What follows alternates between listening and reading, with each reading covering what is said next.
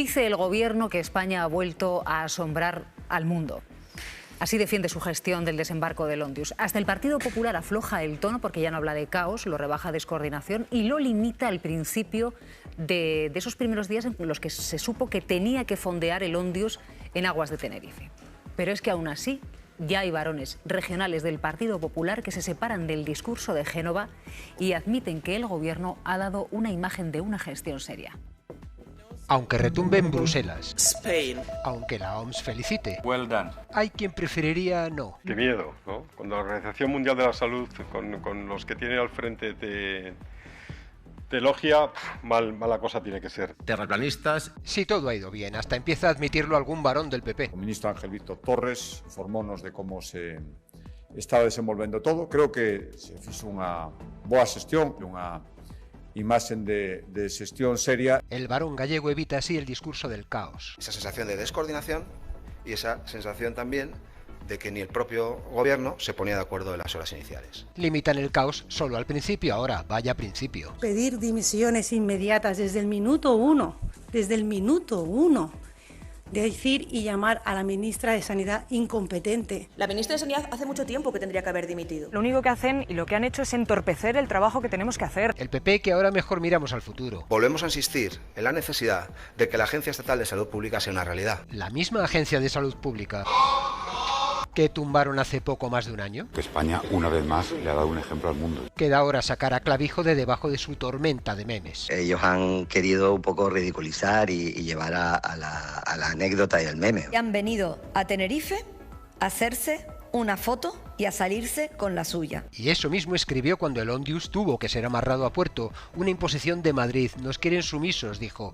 Pero la ministra ya había advertido que no quedaba otra por el oleaje. Clavijo no quiso más líos y concedió que se acabe la operación y que zarpe el barco con buen viento. Mónica, Fernando and Ángel. Y no quiso subirse a la foto del éxito. Por no molestar. ¿Qué hago yo ahí? En fin, puedo llevar botellas de agua. Sánchez sí se verá hoy con Ghebreyesus. Luego contarán juntos su versión. ¿Qué pasó hace 5 días, eh?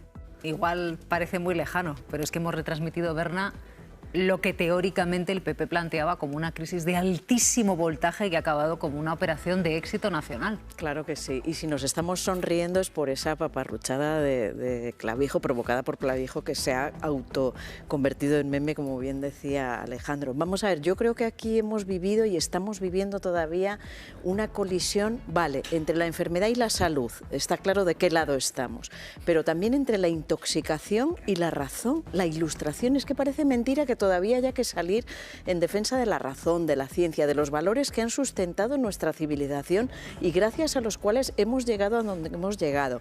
Pues no, se ve que algunos presidentes autonómicos abrazan, bueno, estoy incluyendo a Ayuso por temas muy diferentes de lo de México, pero vamos, aquí es, en términos de esta crisis es Clavijo el que ha abrazado absolutamente la teoría tóxica es que él es un meme, es que se ha convertido en un meme abrazando tonterías que salen de la IA o de este absurdo discurso que circula por redes, en lugar, estoy segura de que el señor Clavijo tiene asesores, tiene responsables de sanidad, tiene Canarias es otro territorio donde hay una clase médica solvente, es decir, él ha elegido mal, él ha elegido lo tóxico, él ha elegido contaminar, él ha elegido no estar en la foto de la seriedad. Y Vox, ya lo hemos visto, también nos ha hablado de que Sánchez provoca epidemias, le concede una omnipotencia increíble, y el PP nos ha hablado del caos. Del caos, ¿qué caos? Por favor, si esto ha sido una operación de envergadura logística internacional, que como vemos no voy a gastar más tiempo en repetir lo que hemos visto, que lo ha alabado la OMS, la Comisión Europea, etcétera, etcétera, etcétera. Entonces, bueno, hay algo peor que la ignorancia y es la exhibición desacomplejada de esa ignorancia.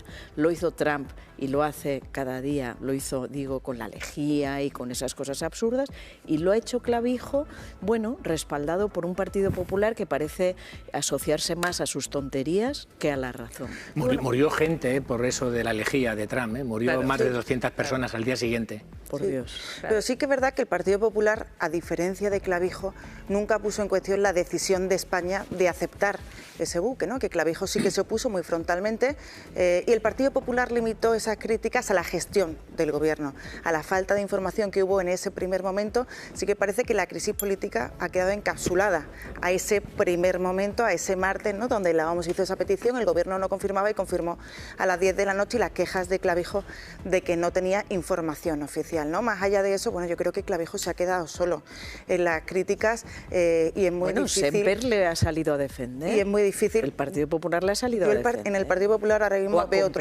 otro tono muy distinto, porque una cosa es la crítica por la posible falta de información, ¿no? Por esa cogobernanza, ¿no? De la que habla el Gobierno, pero lo cierto es que el dispositivo ha salido bien y a eso ha contribuido también, y esto yo creo que hay que decirlo, las comparecencias casi al minuto que hemos tenido por parte de miembros del Gobierno, que yo creo que la información es lo más importante en una situación de crisis, ¿no? Dicho esto, yo creo que aquí el Gobierno también ha sabido, y eso lo sabe hacer muy bien, hacer de una crisis una oportunidad política, ¿no? Ayer había 400 periodistas acreditados de medios internacionales y también ha sabido proyectar esa imagen al mundo exterior. Y yo sí quiero lanzar una advertencia. Ha pasado esta primera parte, este operativo, con éxito, de lo cual yo me siento muy orgullosa como española, ¿no? Pero queda una segunda parte, porque tenemos que ver la evolución de esos pacientes que están en cuarentena, unos positivos, y también tenemos que ver que no haya habido fugas en ese dispositivo y los trabajadores que han participado de él, con lo cual yo creo que el éxito ahora mismo yo creo que se puede confirmar, pero también yo pediría cautela por ver que todo salga y ojalá que salga bien, pero quedan cosas todavía para eso tenemos cerrarse. Un servicio sanitario de primera para abordar cualquier tipo de movilidad de esta crisis. Las crisis son móviles per se y eso es lo que tiene que asumir el Partido Popular y Clavijo. Claro, se quejan de falta de coordinación, no, las crisis son móviles constantemente y lo pueden seguir siendo. Lo que pasa es que hay polémicas y hay ejercicios de desinformación que pueden causar muertes, que cuestan vidas, ¿no? Y eso creo que es un tema muy relevante. Lo aprendimos todos en la COVID ya. Un virus o una pandemia tiene dos partes. La parte sanitaria, en la que al virus, aquí está Jai, si me equivoco que me corrija, se le combate en el laboratorio, ¿no? Sí. Pero luego existe una cosa que es la pandemia, que es un fenómeno social. Y ahí hay una parte fundamental, que es la información rigurosa y de calidad que se da a la ciudadanía. Cuando se tergiversa, cuando se miente, cuando se desinforma sabiendo o sin saber, cuando se desinforma intentando hacer mal, cuando simplemente se hace gala de ignorancia, cuando todo eso ocurre, en este caso está costando vidas. Nos estaba comentando antes Jai, nos recordaba el tema de las 200 personas que murieron después de que Trump dijera que había que inyectarse lejía para combatir el coronavirus. A día de hoy, todo ese ejercicio de desinformación que se ha hecho puede generar una alarma y una preocupación en la población que puede llevar a comportamientos que acaben agravando situaciones o que acaben siendo perjudiciales. Por lo tanto, estamos en un caso en el que la desinformación, como pasó con la COVID, puede costar vidas. Es que insisto en algo que decía antes, el virus del populismo es muy peligroso. Totalmente. Puede costar vidas, efectivamente, aunque Alejandro me decía que no era populismo, sí, hay mucho populismo detrás de todo esto, mucho populismo, y el populismo se alimenta de la mentira, del bulo y de la desinformación, y eso efectivamente puede costar vidas. Pero y hay que decirlo y repetirlo todas las veces que haga falta, porque hay que luchar contra ese virus de la contra el virus del hantavirus pueden luchar ellos. Claro. Contra el virus de la desinformación, contra el virus del populismo, tenemos que luchar nosotros. Tú puedes decir yate o puedes decir navío, o sea, las palabras van acotando realidades. Populismo es una palabra muy amplia, pero creo que hay otras que se acercan más. Lo que están haciendo determinados actores, como el Partido Popular, es mentir. Ahora estamos reescribiendo la historia y están quedándose en la desorganización. Cuando tú, desde el principio de una pandemia o desde el principio de una crisis sanitaria, y es que veo los paralelismos con el caso del COVID, dices que no hay información, que los expertos no existen, que los ministros no comparecen, que el presidente está desaparecido o se ha fugado, estás generando un caldo de cultivo. Esto no es populismo, esto es un ataque al ecosistema en el que vivimos todos. Cuando llegó, y yo lo quiero recordar, el COVID, lo que hicieron fue, entre otras cosas, ir a Bruselas a decirles no le den dinero a estos señores. Y yo lo siento, pero esto lo voy a guardar siempre. Porque había gente muriendo en España y porque necesitábamos recursos y porque las empresas estaban cerrando y un largo etcétera. si el PP hubiera querido criticar, tenía opciones. Podía decir, oigan, ¿se acuerdan de que Pablo Casado presentó una ley antipandemia en el 20 y en el 21 y ustedes la guardaron en un cajón? Por ejemplo. ¿Tú has visto a Feijóo en algún momento hablar en el mitin del domingo o en los últimos días de esto? No, porque no tiene salida. Han intentado reescribir la historia, pero no nos engañemos. Desde el principio sale la señora Carmen Funes, sale la señora Esther Muñoz y dicen el gobierno omite los expertos, no dice dónde están, los expertos no existen. Hay notas de prensa mandadas por el Partido Popular que tenemos todos en nuestro móvil. Y esto no es populismo, esto es intoxicación. Y yo creo que deberían estar otra cosa porque son fundamentales para esto y porque es un logro de todo. Narices, si es que está el Papa, ahora no sé si se llevan también con el Papa, la OMS, las Naciones Unidas, están todos felicitando a España por aplicar el sentido común y por primera vez ser capaces de gestionar una emergencia que nos recuerda algo terrible de una manera racional y de una manera sensata, dando ejemplo. Bueno, pues ya tienen que estar a decir que es que ha habido descoordinación. Hombre, es que eso no es populismo, eso es mentir. En un instante vamos a seguir abordando el ámbito político del desembarco del Ondius, pero vamos a acercarnos al lugar de la noticia. Hay una noticia de última hora que viene del Hospital Militar Gómez Ulla, porque ese español que ha dado positivo, que se encuentra ahora mismo en aislamiento después de haber dado un positivo provisional, ha dejado de ser asintomático, ¿no, Marilyn? Sí, acabamos de conocer que ayer por la noche ya empezó a presentar síntomas muy leves. Tiene algo de febrícula entre 37 y 38 grados y también síntomas respiratorios, pero como digo, muy leves. De momento continúa estable. Lo que nos han dicho es que van a continuar con el mismo protocolo y van a continuar las revisiones constantes. ¿Esto qué significa, Jal?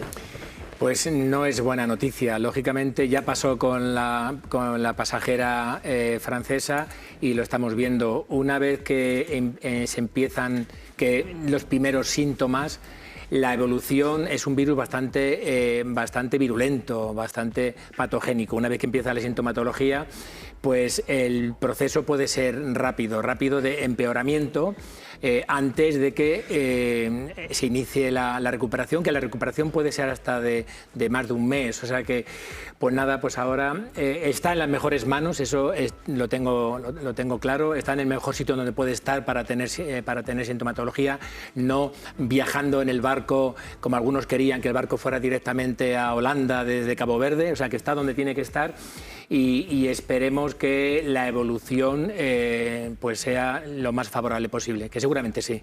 Es que yo creo, Cristina, que cuando abordamos una noticia de última hora como esta, ¿no?, que es que el español que dio positivo ayer ha pasado una noche con algunos síntomas, con cierta febrícula, por ejemplo, vemos, digamos, lo vacío, ¿no?, de algunas críticas políticas, porque desde el primer momento cuando se criticó, yo tengo la sensación personal de que la oposición criticó al gobierno, cuando el gobierno al final lo que hace es coordinar un dispositivo de profesionales de nuestro país. Es decir, al final lo que se está criticando en el fondo es a profesionales de nuestro país que lo han hecho estupendamente.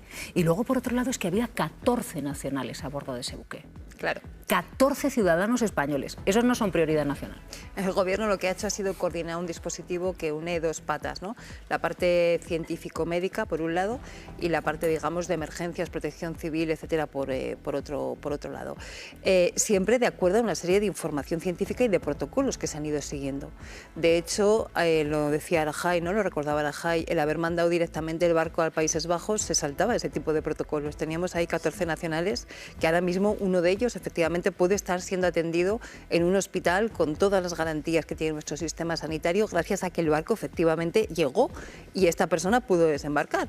De lo contrario, en estos momentos estaría en alta mar, ¿no?, y estaría ya con síntomas y bueno, pues veremos a ver qué evolución tiene. Yo creo que es muy importante cuando ocurren este tipo de cosas no minar la credibilidad de la ciencia, no minar la credibilidad de los técnicos, de los científicos, que son los que efectivamente saben cómo se maneja una crisis de estas características. Cuando hemos estado viendo al señor Clavijo mandando pantallazos de inteligencia artificial diciendo que las ratas nadaban, no solamente es que sea un caso de mentira, ¿no?, sino que es que se está desinformando en el sentido de que se está minando la credibilidad de esos profesionales que efectivamente toman las decisiones en función de una serie de protocolos técnicos y científicos que son los que guían, que por cierto, para eso están los protocolos. O sea, un protocolo es algo que tú haces cuando no estás en una crisis, pensando con la cabeza fría qué tendrías que hacer para acometer esa crisis. Eso es un protocolo. Y por lo tanto, cuando llega el momento, tú lo tienes ya diseñado, ensayado, testado, sabes que funciona y entonces puedes aplicarlo. Lo otro es improvisación y no suele llevar a buen puerto. Es que creo que la gente, lo fundamental que tiene que saber es que había mucha prisa porque los pasajeros de ese barco desembarcaran, porque en cuanto se desarrollan los primeros síntomas, es mejor que estén en tierra, en unidades médicas, porque el virus es tan virulento que es mejor aislarles y atenderles, como ha sucedido en el caso de los españoles. Claro, efectivamente, es que estamos hablando de unidades específicas y ahora mismo hay que proceder a esa oxigenación, a esa ventilación mecánica. Y alguien me preguntaba que por qué directamente no se empezaban a hacer las PCR en el barco. Yo al principio pensé que sí se podrían hacer, porque bueno, los aparatos de PCR se pueden transportar, pero es un dispositivo que es bastante aparatoso y luego hay que saber interpretarlos, hay que saber hacer las PCR. Por lo tanto, definitivamente, al final nos hicieron las PCR y son en los hospitales, en las unidades de máxima seguridad, donde se tienen todas las características, todo el proceso necesario para llevar a cabo esto. Y dicho esto, quiero decir que me cuesta creer que algún dirigente político español se pudiera alegrar con el fracaso del dispositivo y en este momento como profesor de una universidad pública, como investigador con proyectos públicos, realmente pues me siento orgulloso de ver dónde van al menos parte de mis impuestos. Claro, si hubiese fracasado esta operación del desembarco, Hal, ¿qué hubiera supuesto que estos pasajeros que desarrollaron síntomas 3 días después hubiesen estado en Cabo Verde o hubiesen estado a bordo aún de ese buque? Pues el paisaje hubiera sido muy distinto, porque insisto que en el barco, una vez que se manifestaron y se declaró el brote, los pasajeros, no pacientes, fueron aislados, estaban en camarotes aislados. En el barco había cuatro expertos, uno de la OMS, otro del ECDC, del Centro de Control y Prevención de Enfermedades, y 2, como acaban de decir, un médico y una enfermera, creo, de Países Bajos, siguiendo todo ese proceso, pero solamente se tenían que ceñir pues a ver que seguían el protocolo de aislamiento, que no mostraban sintomatología, pero una vez que se muestra sintomatología es vital, no ya necesario o importante, es vital que los pacientes sí estén en una unidad específica donde se pueda aplicar la terapia paliativa, porque como digo no hay tratamiento, pero paliativa que seguramente, quiero pensar que va a ser así, está salvando la vida al médico alemán, seguramente va a salvar, quiero pensar que sí, va a salvar la vida a esta ciudadana francesa que de momento está bastante grave y por supuesto no quiero pensar otra opción que la de haber llegado a tiempo y poder hacerlo lo mejor posible con nuestro patriota. Sí, y esto pone en valor la gestión política. Es que me gusta mucho subrayarlo porque estamos viendo cómo Vox avanza, por ejemplo, siempre sin ningún postulado de lo que haría en caso de gestionar la cosa pública.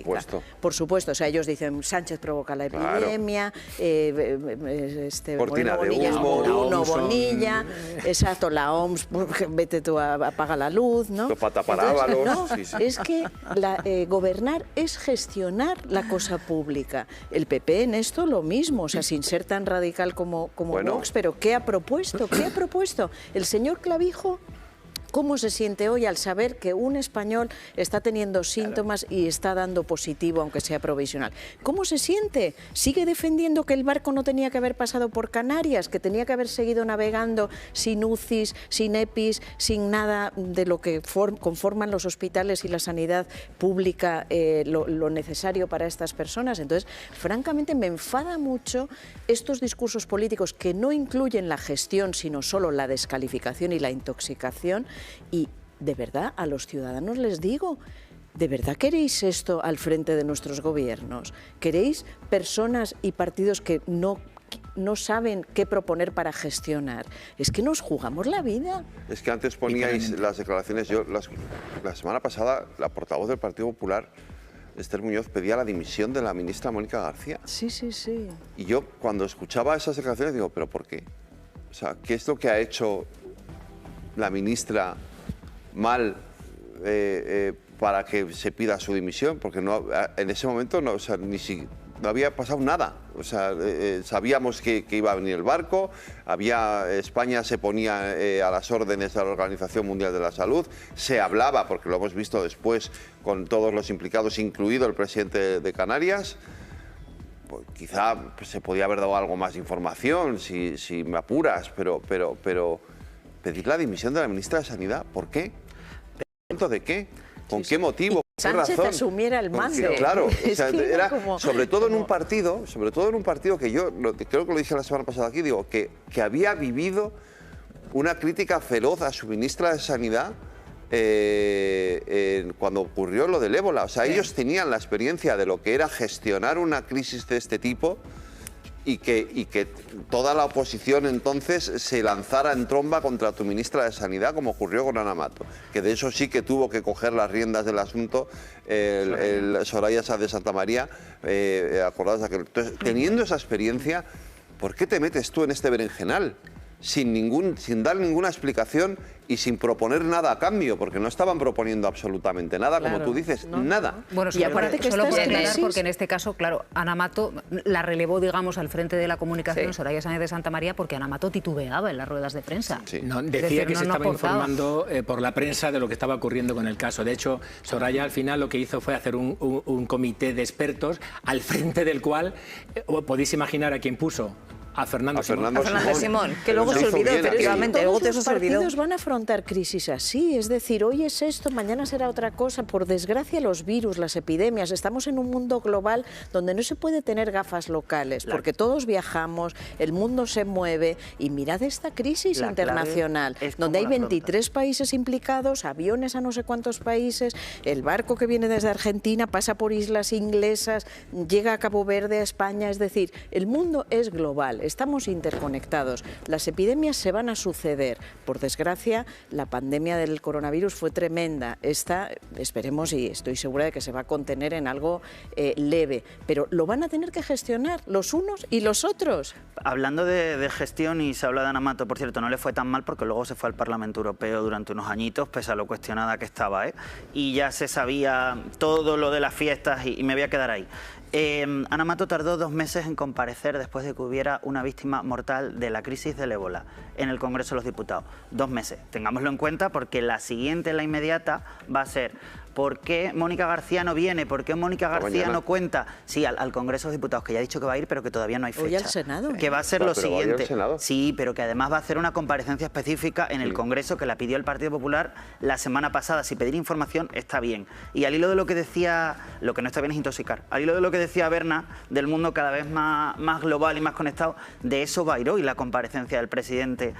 Va a hablar de cómo, primero va a hacer balance, va a sacar pecho por el operativo, porque lo decía, 8 aviones, 500 trabajadores de lo público, que en este programa se habla de las personas que limpian esas camas y esas habitaciones, pero en otros a lo mejor se olvida, y son personas que están trabajando, y las personas que están limpiando son personas que están trabajando y jugándosela. Se va a hablar también de la importancia de las organizaciones multilaterales, porque es que hace 2 meses estábamos hablando de ello precisamente a raíz de la guerra de Estados Unidos y de Israel en Irán. Pero es que esto es una convicción de Moncloa que llevan teniendo muy presente durante los últimos meses y que hoy van a potenciar. ¿Cómo es posible que cuando se demuestra cómo funcionan estas organizaciones siga habiendo gobiernos como el de Milei o el de Trump que se salen? Y acabo, lo que dijo la OMS cuando Estados Unidos dijo que se iba era que le daba, pues que lo sentía porque ha contribuido a logros como la erradicación de la viruela, la progresión en las investigaciones frente a la poliomielitis, la infección por VIH, el ébola, la gripe, la tuberculosis o el paludismo. Esto es lo que está haciendo la OMS, está salvando vidas. Y el que no se mete de raíz en el debate y asume dónde están las posiciones, está haciendo trampa por lo que sea. Usted imaginen que puede pensar no solo cualquiera de los 14 españoles ingresados en el Gómez Ulla al ver la crítica política, sino en concreto ese español que ha dado positivo y que está desarrollando síntomas y que de otra manera habría tardado más en llegar a tierra y por tanto habría tardado más en estar ingresado en un hospital y en llegar a un aguatán, a una unidad de completo aislamiento donde se le está vigilando al minuto. El Gobierno en esta situación dice que no quiere entrar en el rifirrafe político, asegura que es el momento de trabajar en el operativo y de atender también a los 14 nacionales que ya están ingresados. Pablo. Sí, lo han evitado desde el primer momento, entrar en la confrontación política. Han preferido centrarse en la gestión logística y sanitaria. De hecho, la ministra de Sanidad, Mónica García, decía que estas polémicas lo único que hacían es entorpecer el trabajo sobre el terreno. Ha destacado también la coordinación internacional y nacional dentro del dispositivo. Ha dicho que el Gobierno ha actuado en todo momento bajo criterios de eficacia, de transparencia y de humanidad. También el resto de ministros que han participado en este dispositivo han valorado la eficacia del mecanismo europeo de protección civil y las colaboraciones, la actuación conjunta con el Gobierno canario pese a las discrepancias iniciales. Se ha hecho un gran esfuerzo para que todo se terminara sin diferencias o sin desencuentros, aunque había diferencias, las diferencias son legítimas y creo que ha sobrado crispación y tendremos todos que hacer también un análisis, una reflexión y una autocrítica. El Partido Popular, por su parte, ha rebajado su crítica al Gobierno por la gestión del antivirus y lo que hace es limitarlas, Elena, a esas horas iniciales, dice. Sí, eso es porque recordemos que el PP empezaba muy fuerte esa ofensiva hablando de caos, de un gobierno fallido, pidiendo apartar a la ministra de Sanidad incapaz, decían, y ha rebajado mucho esa postura. Ya decíais que en los últimos días el PP no estaba sacando este tema, sus intervenciones, tampoco lo hizo ayer el portavoz del partido en la rueda de prensa tras el comité de dirección y solo habló del antivirus a preguntas de los periodistas. E incluso entonces evitó valorar la operación desembarco, se limitó a remitirse a esas críticas iniciales por una, decían, descoordinación entre las administraciones. Sí que hablaba abiertamente de esa operación desembarco el presidente gallego, Alfonso Rueda, y además para elogiar la gestión del Gobierno como buena y positiva. Y sobre estas palabras hemos preguntado aquí a cargos del PP, a Cuca Gamarra, Carmen Funes o Almeida, no han querido pronunciarse. Por cierto, que ayer también preguntaban al portavoz del PP sobre Clavijo. ¿Mantienen los populares el apoyo al presidente canario con el que gobiernan en coalición en las islas? Pero evitaron meterse en jardines y no quisieron comentar sus palabras, su teoría sobre la posibilidad de que ratones infectados pudieran llegar a Canarias. Miren que mañana es miércoles, hay sesión de control. Pedro Sánchez y Alberto Núñez Feijóo, igual podríamos estar presentes ante un momento en el que Feijóo diga, oiga, lo hicieron bien. Lo hicieron bien, este operativo ha sido un éxito y nuestros profesionales han contribuido precisamente a eso, Cristina. ¿O esto es soñar? Si pasara eso... Yo que tú me despertaría, porque creo que eso no va a pasar. Si pasara eso, ¿quién ganaría más? Vamos a plantear la estrategia política, ¿vale? Porque estamos hablando de la sesión de control, ya no estamos hablando de la crisis sanitaria. Entonces, imaginaros que mañana efectivamente llega el líder de la oposición, el señor Feijóo, y le dice al presidente Sánchez, enhorabuena por la gestión, seguro que se podía haber mejorado, porque todo en la vida hay que mejorarlo, pero creo que como país nos podemos sentir orgullosos de lo que hemos hecho. ¿Quién ganaría más? ¿Quién creéis que ganaría más? Yo creo que el Partido Popular en esta situación es que se lo han puesto muy fácil para dar un paso atrás, ¿no? Para dar un paso atrás y reconocer lo que se ha hecho, porque ahora mismo lo que se está reconociendo ya no es ni siquiera una labor del Gobierno, que ha sido de coordinación, que más allá de esa primera fase, yo creo que ha sido buena y ha habido muy buena comunicación, sino también la labor de los profesionales que han estado implicados, ¿no? Un dispositivo muy complejo que además ha sido reconocido internacionalmente. Yo de todas formas creo que el Partido Popular no va a mostrar ninguna posición, perfil bajo, y mañana, esta semana además no hay sesión parlamentaria por las elecciones andaluzas, con lo cual ya si acaso la semana que viene hay una cosa que es muy gráfica, ¿no? Y es, vivimos en un momento en tiempos de extrema crispación, ¿no? Y los dos grandes líderes políticos, Sánchez y el señor Feijóo, se ven en esos cara a cara en la sesión de control. Son como dos personas tirando de una goma. El primero que la suelta, ¿qué ocurre? Que le estalla el otro en la cara. Entonces, si efectivamente, si cogiera el líder de la oposición, felicitara y se felicitara, porque eso es un logro del país, del conjunto del país, de cómo se ha gestionado esto, el señor Sánchez iba a tener algún problema incluso para contestarle, y efectivamente yo creo que él ganaría enteros, no solamente políticamente y entre sus electores, y ahora ya voy a la táctica electoral, sino también entre ese sector de españoles y españolas que se suelen situar en un centro ideológico, que unas veces optan más hacia el Partido Socialista, otras veces hacia el Partido Popular, y que tienen muchas cosas en común, entre otras que rechazan bastante esa crispación continua. El Partido Popular empezó, lo recordabais antes, empezó a pedir la dimisión de la ministra de Sanidad en los primeros minutos de la crisis, cuando todavía no sabíamos qué iba a pasar, ni se hablaba de qué iba a pasar con el barco, cuando no sabíamos prácticamente nada. Luego han tenido que ir recogiendo carrete, pues sí, efectivamente, porque la realidad se ha impuesto. Pero sí, qué buena estrategia en estos momentos sería ahora, efectivamente, soltar la goma.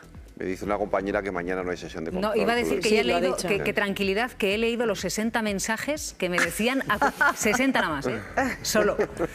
Dice, no, mañana no hay, acuérdate que aunque tocaba, ¿cómo es el equipo?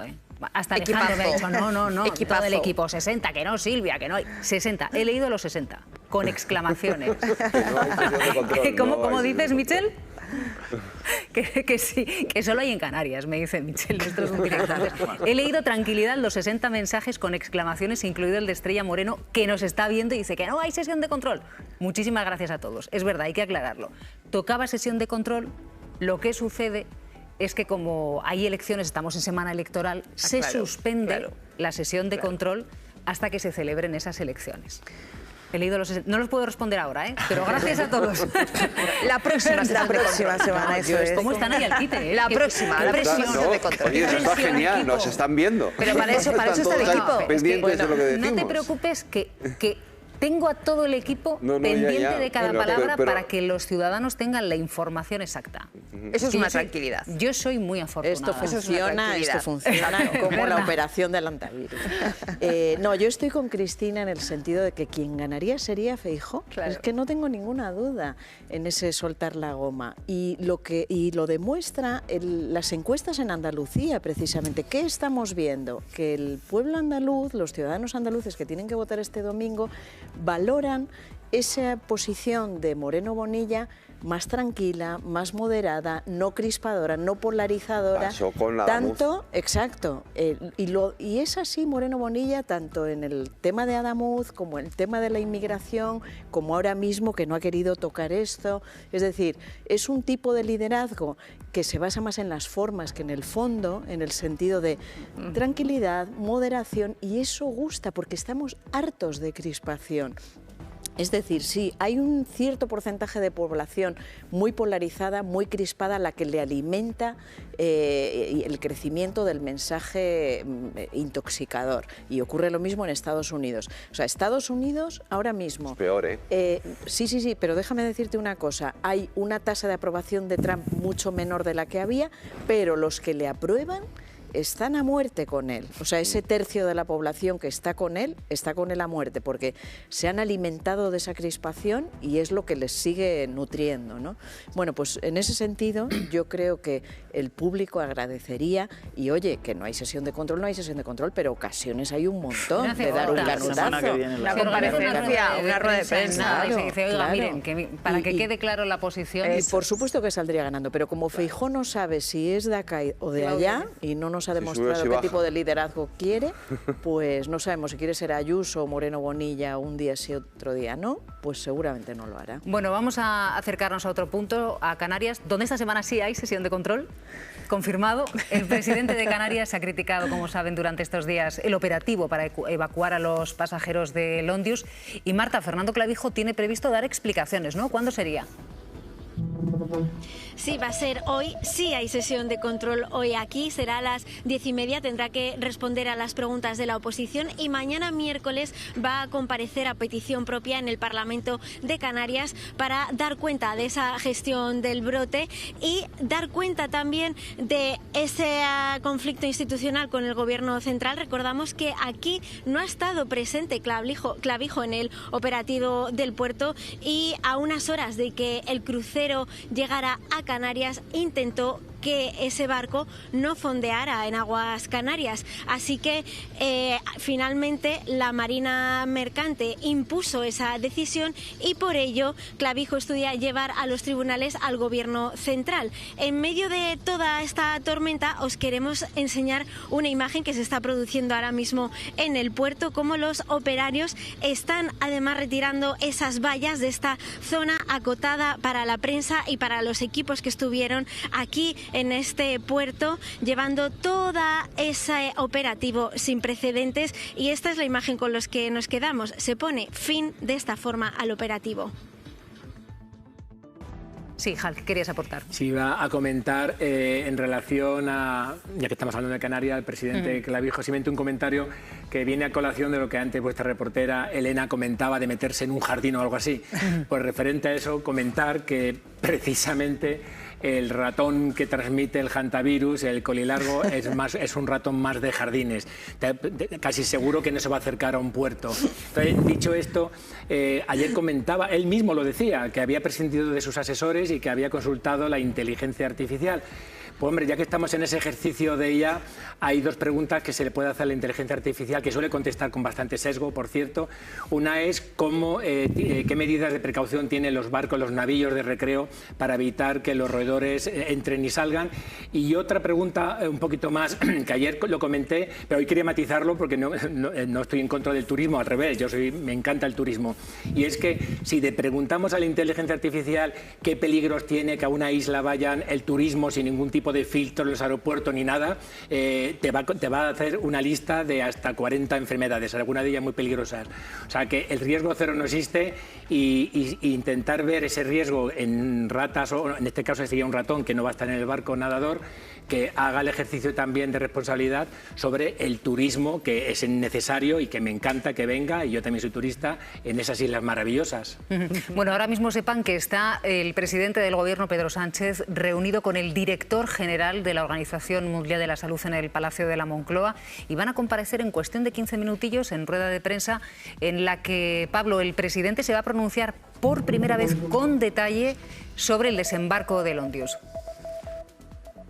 Sí, será a las 10 de la mañana, nos dicen que van puntuales. Es la segunda reunión en pocos días entre el presidente del Gobierno, Pedro Sánchez, y el director general de la OMS, Tedros Adhanom. Se vieron el pasado sábado, pero como decías, es la primera vez que van a responder a las preguntas de los periodistas. El presidente del Gobierno y el director general de la OMS van a comparecer en una rueda de prensa conjunta aquí a partir de las 10 de la mañana. Recordamos que el Gobierno ha destacado en todo momento la cooperación entre los diferentes organismos y también ha celebrado los elogios que ha recibido de buena parte de la comunidad internacional. Y recordamos también que el propio director de la OMS estuvo sobre el terreno asistiendo al desembarco de los pasajeros en las Islas Canarias. Así que muy pendientes aquí de esa reunión, también de esa rueda de prensa posterior, la ofreceremos en directo, y después de la rueda de prensa, excepcionalmente, comenzará la reunión del Consejo de Ministros, un poco más tarde de lo habitual.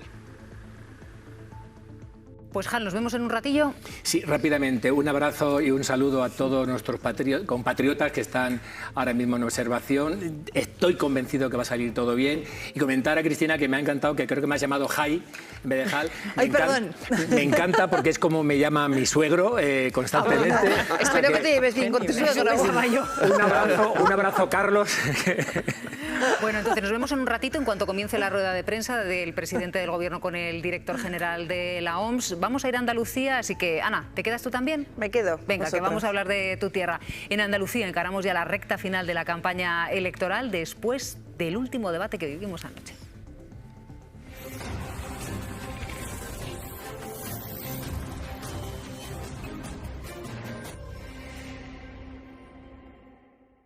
Les ha costado arrancar. ¿Nadie quiere tomar la palabra? El accidente mortal de los dos guardias civiles en Huelva que ha marcado la campaña ha sido uno de los primeros asuntos. Nadie debería perder su vida luchando contra el narcotráfico. Y nadie merece perder la vida ganándosela. Vox no habla de accidente sino de asesinato e insiste en su fórmula. Solo hay dos opciones, el alto o el plomo. Moreno reprochaba a Gavira que no estuviera en el funeral. Creo que hubiera sido lo correcto. Aunque el mayor choque se daba con Montero. Defender lo público también es defender a los cuerpos y fuerzas de seguridad del Estado que nos defienden. Cuando ustedes gobiernan, recortan el campo de Gibraltar, no podían salir las lanchas de la Guardia Civil porque no tenían gasoil. Y por primera vez entraba en el debate el accidente de Adamuz. Que nos diga qué sabe usted de Adamuz. Que hay una comisión para conocer la verdad. Se sabrá lo del 112.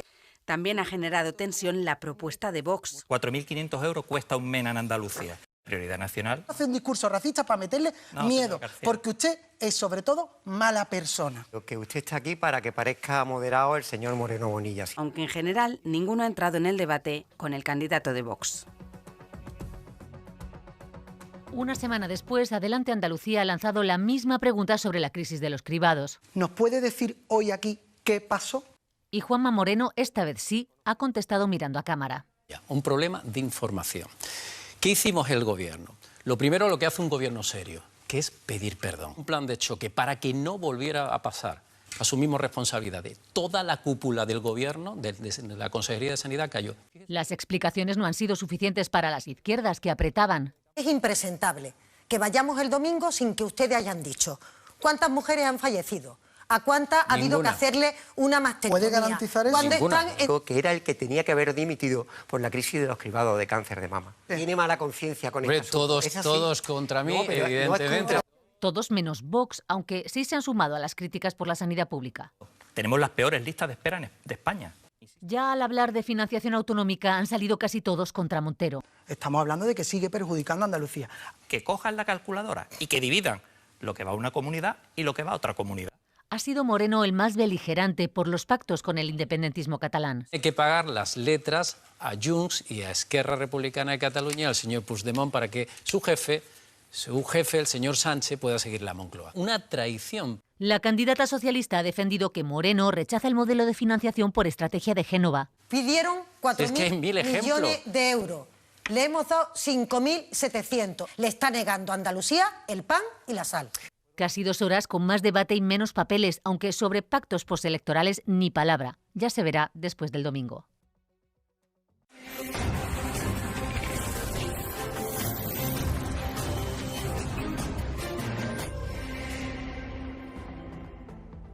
Acaban de llegar a nuestra mesa Aida Bao. Muy buenos días, Aida. Y Maite Alcaraz, bienvenida. Muy buenos días. Se demuestra que el blanco, vamos a un plano general, es el color de moda, porque aquí parecemos nosotras tres un 3 en raya. Vamos a incorporar la voz de Isabel Morillo, directora del Correo de Andalucía. Isabel, muy buenos días. Hola, muy buenos días a todos. ¿Cómo viste tú el debate anoche?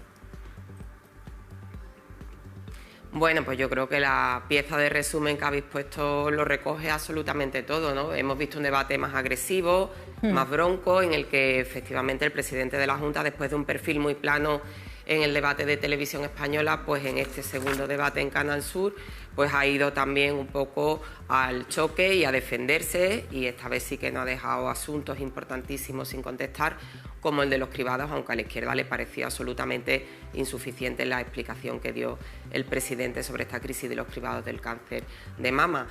Os escuchaba durante la mañana, a mí me llamó mucho la atención, para bien, que la crisis del antivirus se mantuviera absolutamente al margen del debate. Nadie utilizó esa crisis, esa emergencia nacional que hemos afrontado, yo creo, con éxito para ir al choque, ni siquiera Vox, que sí lo hacen los mítines. Sin embargo, sí que entró el único suceso que ha roto hasta ahora el guión de la campaña, que es el trágico suceso el pasado viernes en aguas de Huelva, donde 2 guardias civiles perdieron la vida en una persecución a una narcolancha, ¿no? Y bueno, creo que también Montero demostró que esta vez sí iba a la ofensiva con un tema que para ella es clave, que es el de la financiación autonómica. Iba con muchos datos y le plantó cara al presidente de la Junta, que repite eso de: usted es una gran candidata para Cataluña. Y las izquierdas también vimos que entre ellas pues se disputan el espacio que hay a la izquierda del PSOE, aunque a mí me parece que ambos candidatos, tanto José Ignacio García de Adelante Andalucía como Antonio Maillo de Por Andalucía, estuvieron bien y además fueron de los únicos que llevaron propuestas al debate. Yo creo, Cristina, que ya están claros cuáles son los temas en los que se van a anclar los distintos partidos para intentar movilizar el voto, ¿no? Sí, están clarísimos, lo vimos ayer. El tema de los cribados fue muy protagonista. No lo había sido tanto en el primer debate, salió, pero no con tanta intensidad, por lo tanto va a ser muy protagonista. Luego todo lo que tiene que ver con temas de viviendas, sociales, etcétera. Volvió a resurgir ayer la cuestión en torno al accidente de Adamuz, y luego, bueno, pues los temas habituales. Yo creo que ayer vimos que el esquema esquema básico fue igual que la semana pasada, es decir, 2 líneas claras. Primero, todos contra el PP. Y segundo, Vox contra todos, ¿no? Esas 2 líneas se mantuvieron, pero con una diferencia, y es que si os acordáis la semana pasada decíamos, sobre todo Moreno Bonilla, que se sabe ganador en las encuestas, ha salido muy cauto, ha salido muy prudente, a veces hasta el punto de perder la capacidad de responder, ¿no? El tiempo se está acabando. Ahora mismo ya los andaluces están a 4 días de votar y las encuestas dejan a todo el mundo con las preguntas claves en el alero, a todos, que es muy curioso lo que está pasando. Moreno Bonilla, ¿consigue la mayoría absoluta o no? Pues las encuestas le dan 1 arriba, 1 abajo, es decir, justamente en medio, por lo tanto tiene que arriesgar más. ¿Qué está pasando con el Partido Socialista? Le están dando que, efectivamente, como se decía al principio, baja por su mínimo histórico, pero no es lo mismo que baje 1 que baje 4. Por lo tanto, también tiene que ir arriesgando. Hay una disputa muy interesante entre Por Andalucía y Adelante Andalucía. Y es que, según estamos viendo las encuestas también, se están igualando, se están mirando de tú a tú, cuando a priori Por Andalucía salía con ventaja respecto a Adelante Andalucía.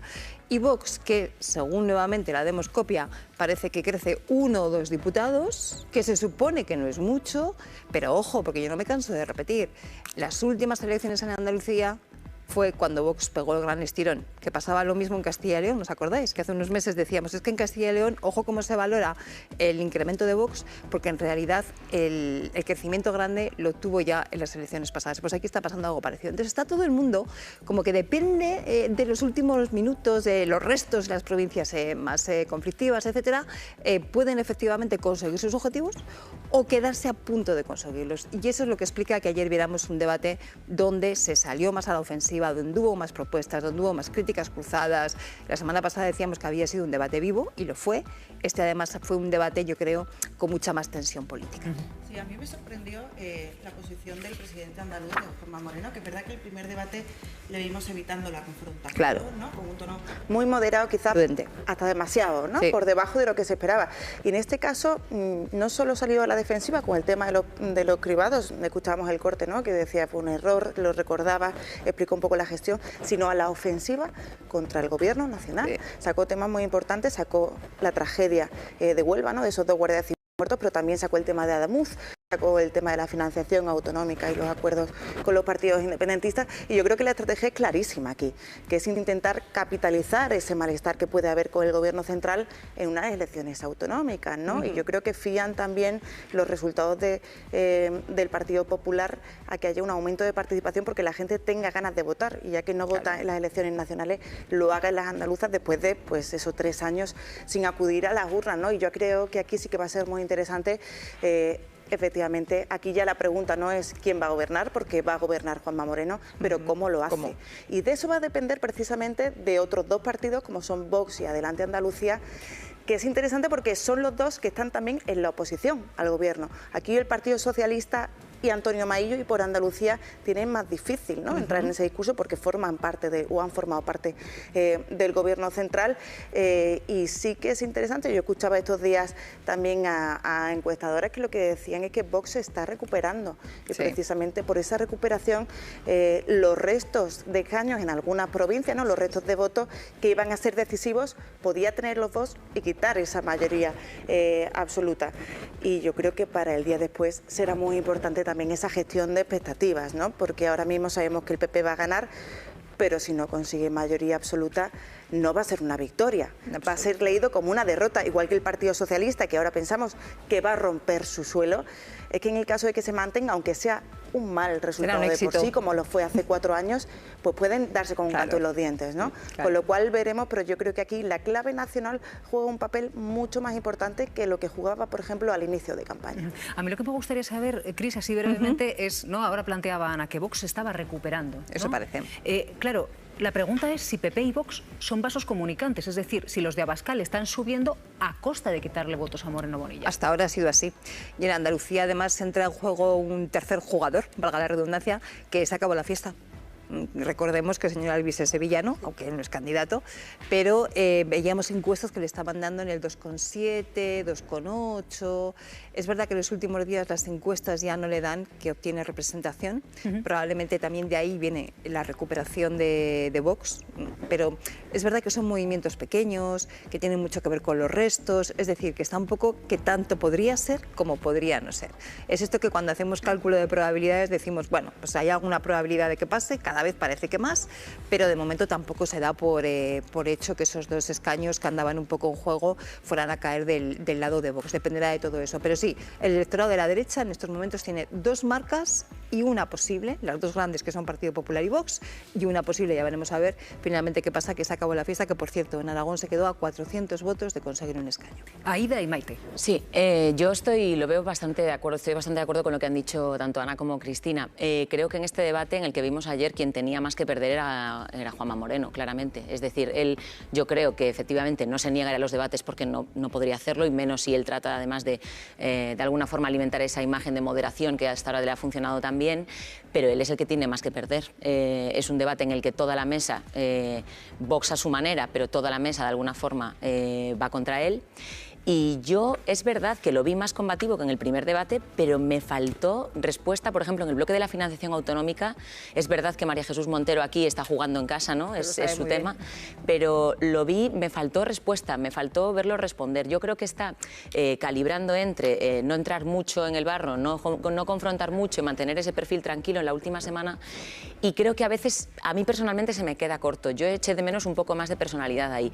Con respecto a la crisis de los cribados, es que lo sorprendente es que no tuviera preparada la respuesta para el primer debate. Sí. Quiero decir, es uno de los grandes temas que sabes que te van a sacar, es quizás la piedra más grande en el zapato para Juanma Moreno, ya llegando hacia mitad de campaña y ya hacia el final, aunque hayan ahora efectivamente entrado en escena el accidente mortal de los guardias civiles en Huelva, pero el tema de los cribados yo creo que es algo que le puede hacer muchísimo daño, sobre todo porque el gran caballo de batalla del Partido Socialista es la sanidad pública, y a mí lo que me sorprendió fue que en el primer debate él no pensase que iba a tener que dar una respuesta a los andaluces con esto, porque es algo además muy de piel, muy que llega a todo el mundo, la sanidad es algo que utilizan todos los andaluces y es algo que tenía que tener preparado. Y después, con respecto a lo de los restos de las provincias, es que es bastante delicado, porque en las anteriores elecciones Moreno Bonilla empezó a sumar escaños ahí al final porque las 8 provincias acabaron decantándose hacia él y entonces la ley ¿dónde lo favoreció? Pero es que ahora la izquierda del PSOE está mucho más organizada, está más aglutinada, y aquí corre el riesgo que efectivamente lo que decía Ana, que si de repente en vez de tener 55 se quedan 54, aunque efectivamente se haya quedado un escaño de la mayoría absoluta, eso para él no va a ser fácil, sobre todo porque Vox ya está avisando que como tenga una oportunidad de exigirle, no la va a desaprovechar. Muy interesante esto que comenta Aida, porque toda campaña electoral es una carrera contra tus expectativas, ¿no?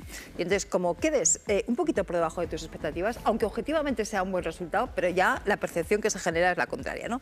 Y yo creo que Partido Popular y Partido Socialista tenían ambos dos elefantes en la habitación. El Partido...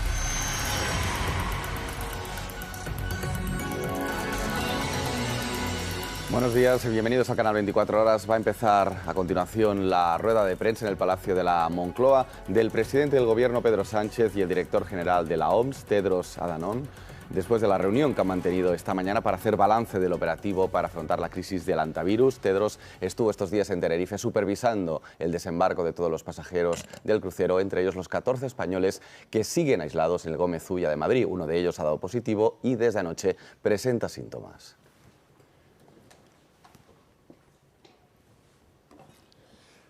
Buenos días a todos y a todas. Gracias en primer lugar a los medios de comunicación por atender esta comparecencia, esta rueda de prensa. Y gracias al director de la Organización Mundial de la Salud por su ejemplo y el liderazgo dado durante estas intensas y largas horas, acompañando en persona a todo el operativo desplegado durante estos largos días en la isla de Tenerife. Antes de empezar, sí me gustaría trasladar, en nombre del Gobierno de España y del conjunto de la sociedad española, estoy convencido, nuestro más sincero pésame a la familia, a los compañeros y a los allegados del guardia civil fallecido de un infarto la noche del domingo, mientras prestaba atención y servicio en las inmediaciones del puerto de Granadilla de Abona. Su muerte nos llena de dolor y su servicio nos honra. Como saben, el pasado 5 de mayo nuestro país, España, recibió una llamada de auxilio. Provenía de un pequeño navío en aguas del Atlántico, pero también ese aviso provenía de la Organización Mundial de la Salud, de la Unión Europea y de más de 23 gobiernos de todo el mundo que nos pedían ayuda para repatriar a un grupo de personas amenazadas por un brote de hantavirus. Algunos entonces nos recomendaron ignorar esa llamada. Unos pocos nos lo exigieron. Y otros, que suelen opinar sobre cualquier cosa, guardaron un silencio interesado y se pusieron de perfil. Como si en ese barco no viajasen también compatriotas españoles. En aquellos días escuchamos a muchos representantes públicos preguntarse por qué no acogía la operación el país africano de Cabo Verde. ¿Por qué tenía que hacerlo nuestro país? ¿Por qué tenía que hacerlo España?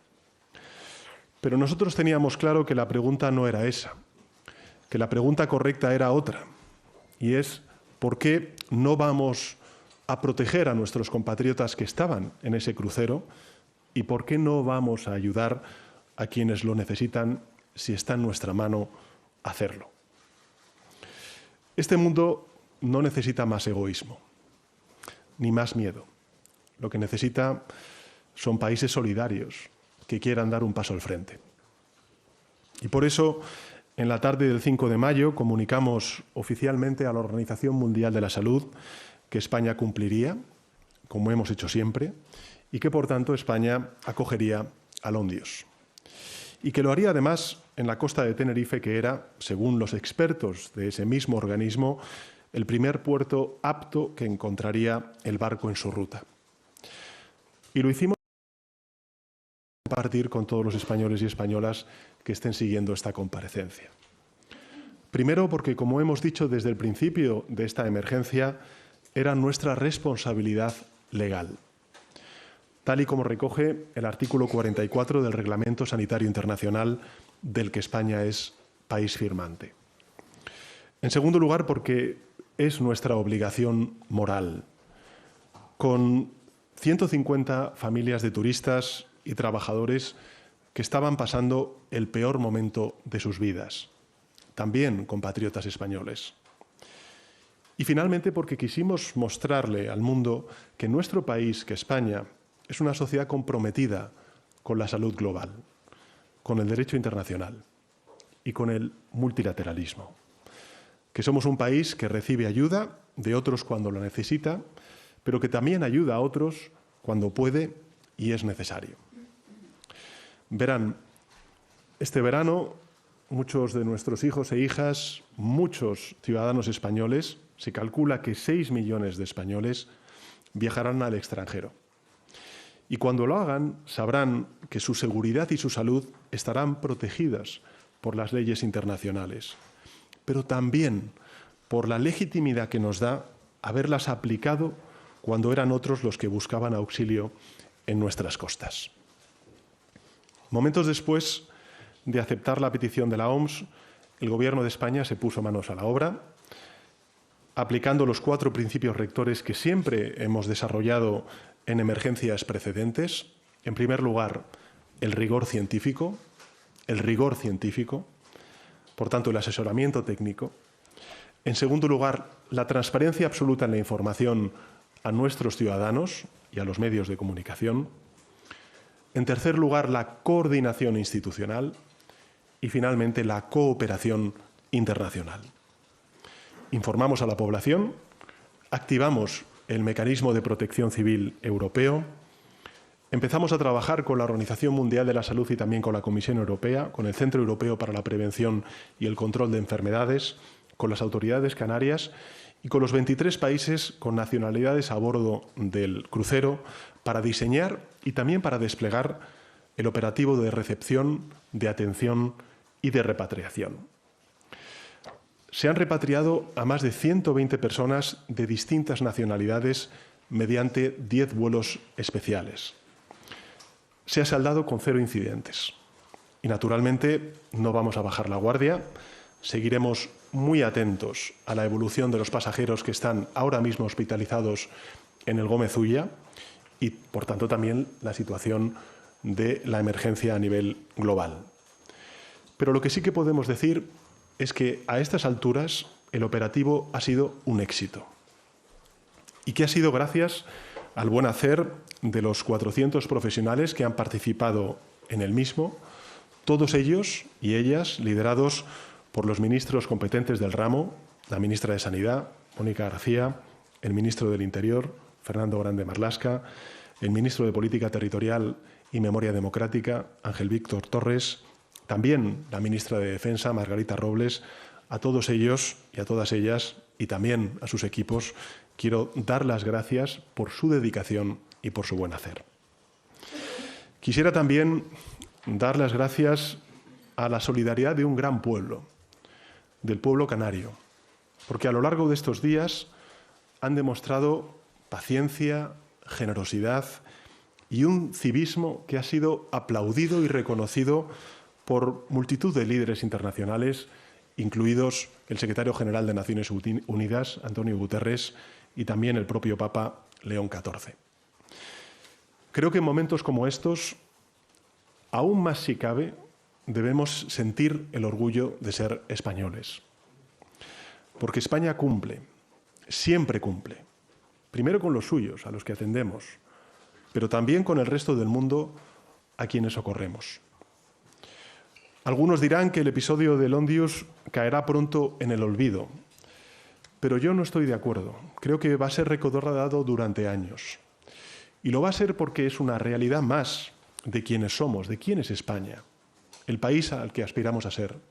Un país comprometido con el derecho internacional, con la paz y con el fin de las guerras.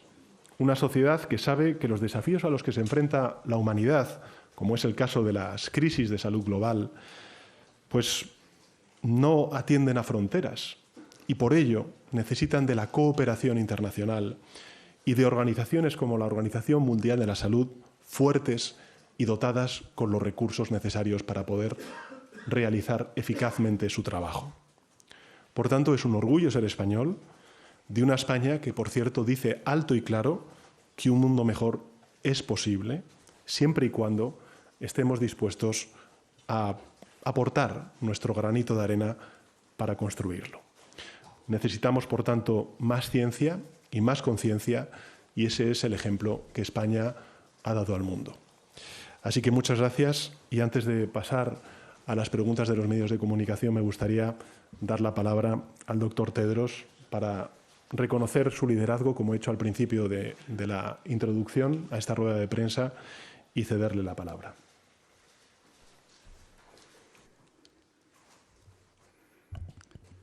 Thank you, Your Excellency Prime Minister Pedro Sánchez, dear members of the estimados miembros del Gobierno, representantes de los medios de comunicación, buenos días a todos.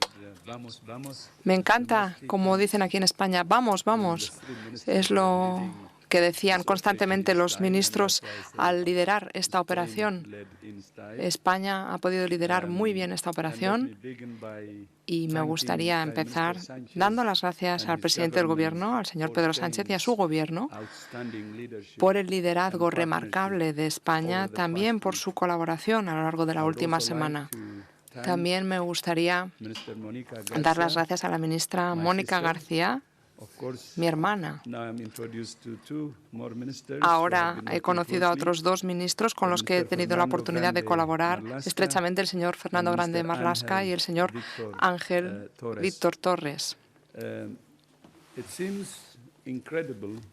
Me parece increíble que hace tan solo 10 días recibíamos el primer informe en la OMS de una serie de casos de positivos de hantavirus en el MV Ondius, de la que España es país signataria. Como ha dicho el señor Sánchez, los países tienen que ayudar a los ciudadanos a no quedarse en el mar cuando tienen la capacidad de gestionar los riesgos de manera segura y responsable. En el momento en el que el buque estaba cerca de Cabo Verde, hablé con el señor Ulises Corea da Silva, su presidente, para que nos ayudase con la evacuación de los 3 pasajeros sintomáticos en el barco, cosa que hizo el país. Ahora bien, después del análisis de la OMS, vimos que la situación excedía la capacidad de Cabo Verde para gestionar el desembarco y repatriación de las personas afectadas. El lunes, pues, me puse en contacto con el presidente del Gobierno, con el señor Sánchez, para ver si España nos podía ayudar y gestionar el desembarco de los pasajeros con el apoyo de la OMS. Además, la evaluación que hizo la propia Unión Europea iba en la misma dirección. El señor presidente Sánchez también recibió la solicitud por parte de la Unión Europea y respondió inmediatamente. Respondió de manera afirmativa, como saben ustedes, y durante la última semana España y la OMS han trabajado codo con codo, claro está, bajo el liderazgo de España, junto con el Gobierno de Países Bajos y también con los armadores del barco para coordinar y ejecutar la operación que se ha desarrollado, como saben ustedes, a lo largo de los 2 últimos días. Quiero dar las gracias al presidente Sánchez no solo por cumplir con las obligaciones legales de España en virtud del derecho internacional, sino también por ejercer su deber moral de mostrar solidaridad para con los pasajeros del barco, sobre todo en estos momentos tan difíciles que estaban atravesando. Creo que viviendo en la situación que vivimos, el mundo necesita este tipo de amabilidad y compasión que ha demostrado el Gobierno. Eso es exactamente lo que ha hecho España y estamos muy orgullosos de haber visto cuál ha sido la respuesta. Creo que todo el mundo tiene que sentirse orgulloso de esta respuesta. Me gustaría recordar que si hay algo que necesitemos ahora mismo es amabilidad, compasión, apoyarnos unos a otros, además de, claro está, cumplir con las obligaciones jurídicas que tenemos. Podemos decir con toda seguridad que esta fase de la operación ha sido exitosa. Tal y como ha dicho el presidente Sánchez, todos los pasajeros han podido desembarcar, todos han podido dejar ya Tenerife. El barco, el MV Ondius, ya está de camino a Países Bajos. Casi 150 personas de 23 países estuvieron en este barco durante varias semanas, en lo que seguramente ha sido una situación en la que han tenido mucho miedo, incluso algunos de ellos han sufrido problemas de ansiedad. Han tenido que ser tratados con dignidad y con compasión. Ha habido personas en el mundo que pedían que los pasajeros se quedasen en el barco durante toda la cuarentena. Nosotros pensamos que esa situación hubiese sido inhumana e innecesaria. Ayer incluso dije que sería cruel sugerir algo así.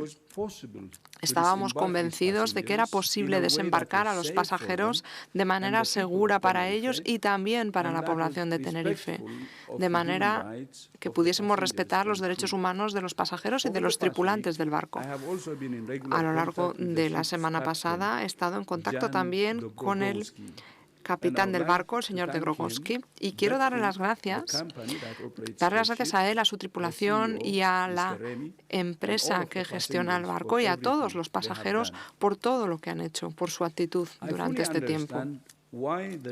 Entiendo perfectamente por qué los ciudadanos de Tenerife podían estar preocupados con el hecho de que los pasajeros desembarcasen en sus costas. Ya dijimos que el riesgo era muy bajo tanto para la población de Tenerife como a nivel global. Todos los esfuerzos que hemos realizado a lo largo de esta semana han estado orientados a hacer que el riesgo fuese lo más bajo posible. Es una situación grave que nos hemos tomado muy en serio y seguimos tomándolo muy en serio. Un experto de la OMS embarcó en Cabo Verde y contó con la ayuda de 2 médicos de Países Bajos y con un experto del Centro Europeo para la Prevención y Control de Enfermedades. La evaluación de la OMS sigue siendo que el riesgo para la salud global sigue siendo bajo. Ahora mismo hemos tenido 11 casos, 3 fallecimientos. Estos 11 casos se han dado entre pasajeros o tripulantes del barco. 9 de estos 11 ya han dado resultados positivos para antivirus y seguramente los otros dos también. Son cifras que no han cambiado mucho a lo largo de la última semana gracias al esfuerzo de muchos gobiernos, de muchos socios. No se han producido fallecimientos desde el 2 de mayo, en el que se informó en la OMS de este conjunto de casos. Todos los casos sospechosos y confirmados han sido aislados y se están gestionando bajo una supervisión médica estricta, minimizando así el riesgo de cualquier transmisión ulterior. Ahora mismo no hay nada que apunte a que vaya a haber un brote mayor.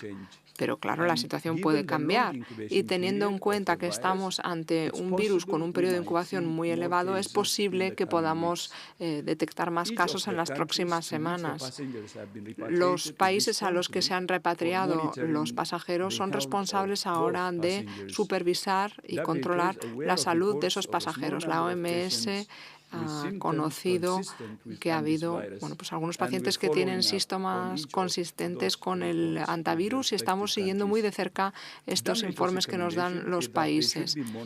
La recomendación que hacemos es que tiene que haber una supervisión estricta en el hogar o bien en una instalación para cuarentena durante 42 días desde el 10 de mayo, con lo cual estaríamos hablando del 21 de junio. Cualquier persona que presente síntomas tendrá que ser aislada y tratada inmediatamente. No ha terminado nuestro trabajo. La OMS seguirá trabajando con los expertos en todos los países afectados. También hemos pedido a los países que informen de manera sistemática a la OMS sobre el estado de salud de los pasajeros y los tripulantes en virtud del derecho sanitario internacional. Una vez más, la OMS quiere mostrar su agradecimiento al presidente Pedro Sánchez y al Gobierno de España por su liderazgo tan remarcable, por su colaboración a lo largo de los últimos días. Como ya hemos dicho, los virus no conocen fronteras. Nuestra mayor inmunidad viene de la solidaridad y esa es la solidaridad que ha demostrado España. He de decirles que me reconforta mucho ver que sigue habiendo gente en el mundo que hace las cosas no porque sean obligatorias desde un punto de vista político, sino porque son lo que hay que hacer, porque son las cosas que hay que hacer, porque es lo que está bien. Esto lo han demostrado que lo han hecho por la gente de España y por la gente del mundo. Muchísimas gracias, señor presidente. Ahora pasaríamos a las preguntas, Alex. Muchas gracias. Empezamos con las preguntas con Sandra Gallardo, Radio Nacional de España. Good morning, Dr. Tedros. Buenos días, doctor Tedros. Tenemos algunas preguntas en nombre de la prensa española. Ha calificado de exitosa esta operación. Una vez concluida, me gustaría saber si ha echado en falta más cooperación por parte del Gobierno canario, si considera que ha sido desleal el presidente Clavijo poniendo objeciones desde el primer momento.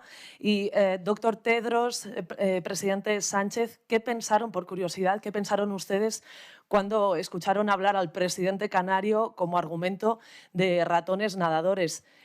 Y, presidente, si me permite preguntarle por otro asunto, la presidenta Ayuso, la presidenta de la Comunidad de Madrid, acusa a su gobierno de ponerle en extremo peligro durante su viaje a México. Gracias. Bueno, muchas gracias por sus preguntas. Desde luego no vamos a entrar en ningún tipo de polémica institucional. Yo me quedo con dos cosas que he dicho en la introducción a esta rueda de prensa. En primer lugar, las palabras del Papa, León XIV, expresando su reconocimiento y su admiración a una sociedad, la sociedad canaria, que ha dado ejemplo de solidaridad, de empatía y, en segundo lugar, también al conjunto de la sociedad española, que ha asistido a todo este operativo con absoluta tranquilidad y con absoluta confianza en el despliegue operativo, en los profesionales sanitarios y en la capacidad que tiene nuestro país, que es uno de los pocos países en el mundo que en cuestión de horas es capaz de desplegar un operativo para garantizar una respuesta ejemplar y eficaz ante una crisis de emergencia o de salud global como hemos vivido o estamos viviendo en relación con el antivirus. En segundo lugar, sobre la presidenta de la Comunidad de Madrid, tampoco quiero polemizar con alguien que es profesional en crear problemas y en confrontar no solamente en nuestro país, sino, como hemos visto durante estos días, también fuera de nuestro país, en este caso en México. Yeah. Thank you. Yesterday in the morning, the ship that was going to move on to the Netherlands. Iba a viajar a Países Bajos, el MV Ondius.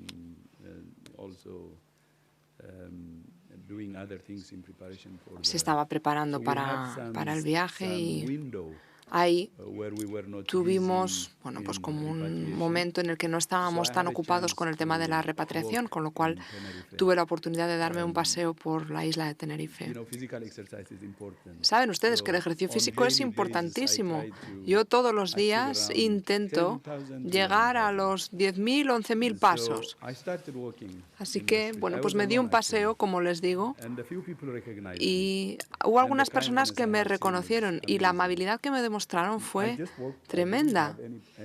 Estaba dando un paseo, es que no tuve ningún problema, me fui a dar una vuelta por la ciudad y lo que esperaba fue exactamente lo que vi, ¿no? Esta reacción de amabilidad y de agradecimiento también y apreciación por lo que estaba haciendo el gobierno y por lo que estaba haciendo también la OMS, cómo estábamos colaborando con el gobierno español. Estuve dando un paseo de unas 2 horas, que son más o menos unos 12.000 pasos, para que se hagan una idea.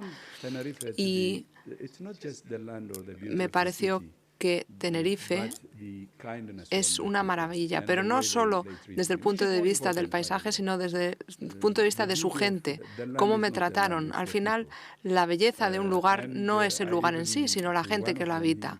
Y ya les dije a algunas de estas personas que volvería con mi familia a visitar Tenerife.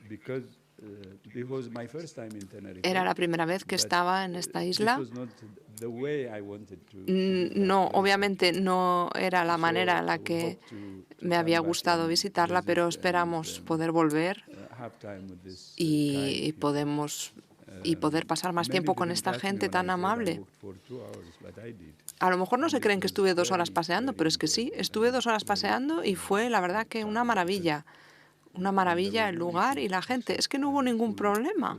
Al final la gente que se acercó a hablar conmigo me transmitieron su total apoyo y su amabilidad. Y así es como voy a recordar siempre esta situación. Aunque ha sido momentos difíciles los que hemos vivido, sí, pero yo lo que me llevo es la amabilidad, el apoyo que me dieron los ciudadanos de Tenerife, su comprensión. Algunos me dijeron incluso que se sentían orgullosos de estar haciendo esto porque los pasajeros necesitaban amabilidad y amor, es lo que me decían, amor por parte de todos nosotros. Nadie quiere estar en esa situación en la que estuvieron los pasajeros. Imagínenselos durante unos minutos, ¿cómo se sentirían si estuviesen atrapados en un barco en esa situación? Gracias. Continuamos con Victoria, agencia Reuters.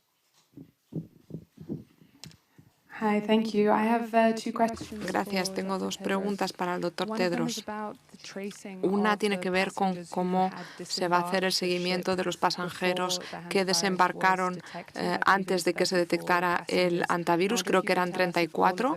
Nos van a decir si ya se ha ubicado a estos pasajeros y cuál es el protocolo que se va a seguir. Se les van a hacer test, van a tener que estar en cuarentena. Y la segunda pregunta tiene que ver con el personal médico de Países Bajos que van a estar en cuarentena porque no siguieron los nuevos protocolos que se pusieron en vigor cuando los pasajeros llegaron al hospital en Países Bajos. ¿Qué podemos aprender de esa situación para evitar que vaya a suceder de nuevo en otras situaciones? Gracias.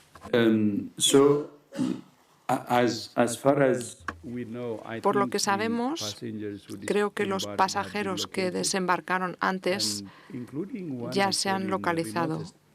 Creo que hay uno en un lugar muy remoto y el Reino Unido pudo localizarlo a través de toda una serie de gestiones bastante complejas y se está siguiendo de cerca su situación, se está notificando también a la OMS y, en segundo lugar, obviamente tenemos que aprender de esta operación, de lo que se ha hecho bien y de cuáles han sido las posibles debilidades que hayan surgido, porque tiene que haber un aprendizaje constante al final.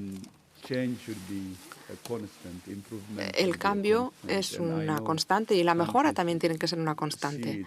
Sé que los países lo ven así, nosotros también.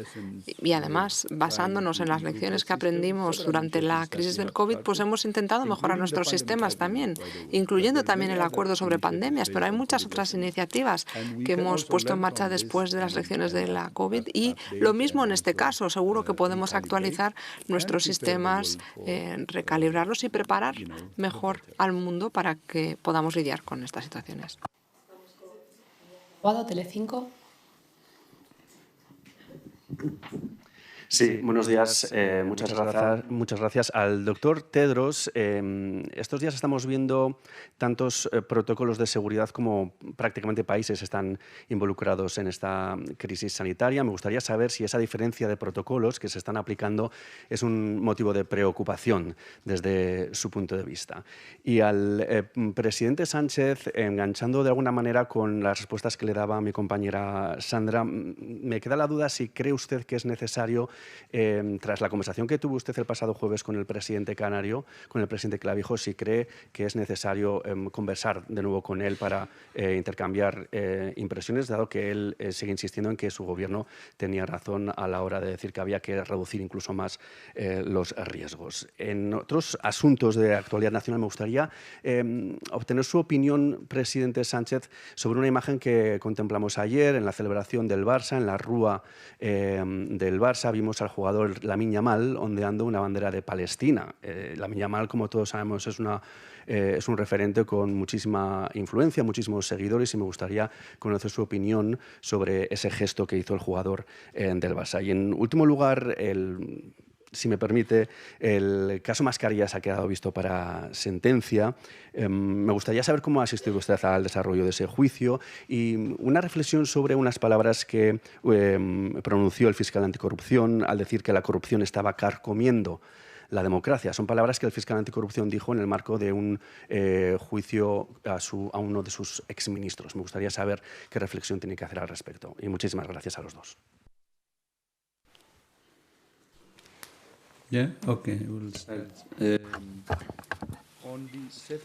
En cuanto a estos protocolos de seguridad, obviamente en la OMS contamos con unas orientaciones muy claras y los países tienen que ceñirse a estas orientaciones o las tienen que utilizar.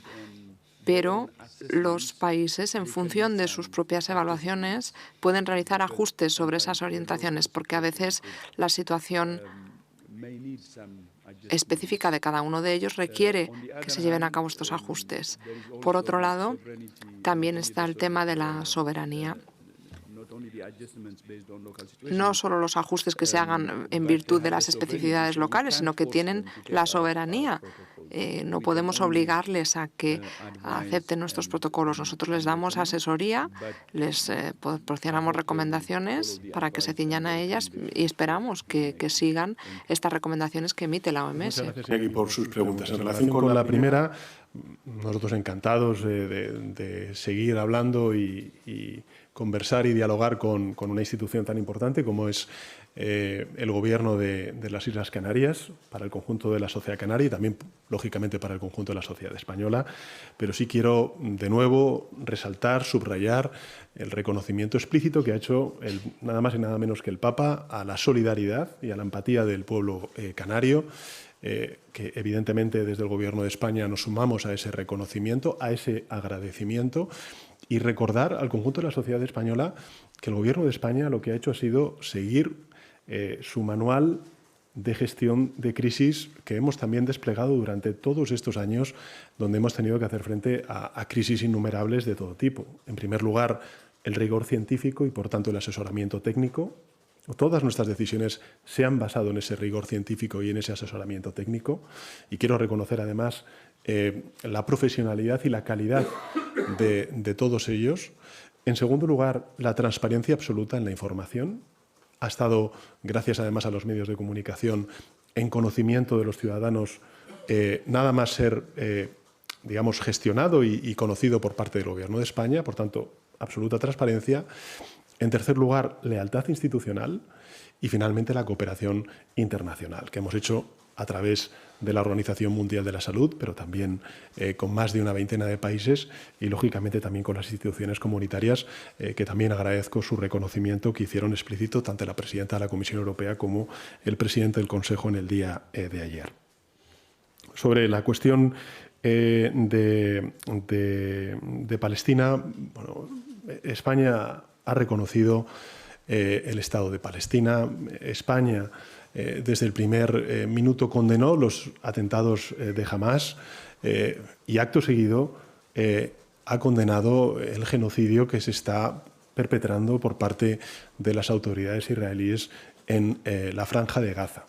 Y, por supuesto, también la ocupación ilegal que se está haciendo a través de asentamientos en Cisjordania. Y creo, y además lo he sostenido en multitud de ocasiones, que esta guerra hace mucho más inseguro a Oriente Medio, hace mucho más inseguro también a la propia sociedad israelí y que, por tanto, es tiempo de cumplimiento del derecho internacional, de acabar con la guerra, de dar un horizonte político de coexistencia pacífica entre Israel y Palestina. Y eso pasa no solamente por el acceso a la ayuda humanitaria, también por el fin de la impunidad y por el reconocimiento de un Estado de Palestina, como también se ha reconocido por parte de España la existencia del Estado de Israel. También Palestina tiene todo el derecho a existir, como hemos defendido también cuando hablamos del Estado de Israel. Y finalmente, sobre la última de las cuestiones, lo he dicho en muchas ocasiones, es el tiempo de la justicia y el Gobierno lo que ha hecho ha sido colaborar con las fuerzas y cuerpos de seguridad del Estado y con la justicia. Muchas gracias. Terminaríamos con Shenan Bolelli de la agencia Anadolu. Hola, buenos días. Shenan Bolelli, agencia Anadolu. Dos preguntas para el presidente Sánchez, el director general también. Primero, sí, bueno, hace muy poco tiempo nadie conocía antivirus, ahora toda Europa conoce. Si después, próximas semanas, habrá más casos de antivirus, ¿quién será responsable políticamente después que el barco ha llegado a España? No sé, ¿qué opinión tenéis sobre este tema? El segundo, sobre Palestina. No sé si habéis hablado ustedes entre vosotros hace poco, porque en Granja de Gaza ha sido objeto de intensos ataques y destrucción por la parte de Israel.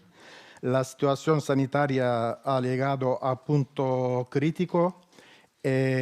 No sé si Organización Mundial de Salud y también el Gobierno de España sobre este tema de salud en Palestina quiere dar algunos pasos más. Gracias. Gracias. Si quieres, Tedros, intervengo yo primero y cierras tú la rueda de prensa, ¿no? Yo creo que el director general de la OMS ha sido claro en su exposición. Los responsables políticos de los viajeros son los gobiernos ahora mismo de cada uno de esos países y, por tanto, lo que estamos haciendo, al menos lo que le puedo decir desde España, es monitorizar la evolución de los pasajeros de ese crucero que están ahora mismo en el Hospital Militar de Madrid del Gómez Ulla. Sabe que el protocolo que hemos establecido en España son 2 PCRs, una que se acaba de hacer y creo recordar, ministra, que la siguiente dentro de 7 u 8 días. Y en función de eso, los especialistas pues, nos irán indicando exactamente cuáles son las medidas que tenemos que tomar desde Salud Pública para garantizar su propia salud y también, lógicamente, la salud del conjunto de la sociedad española. Por tanto, como ha dicho antes el doctor Tedros, no ha acabado esta crisis y el Gobierno de España continúa siguiéndola muy de cerca y monitorizando cada uno de los pasajeros. también, lógicamente, los asintomáticos. Y respecto a la situación humanitaria en Gaza, nosotros hemos dicho 3 cosas. La primera es que se tiene que garantizar el acceso total a la ayuda humanitaria a la población gazatí, que desgraciadamente hoy no se garantiza ese acceso total. En segundo lugar, que se debe respetar ese alto el fuego y que las partes se tienen que sentar para dar una solución política que inevitablemente pase en el medio plazo por el reconocimiento del Estado de Palestina en una coexistencia pacífica con el Estado de Israel.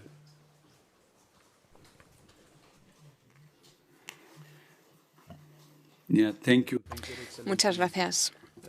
Gracias, señor presidente.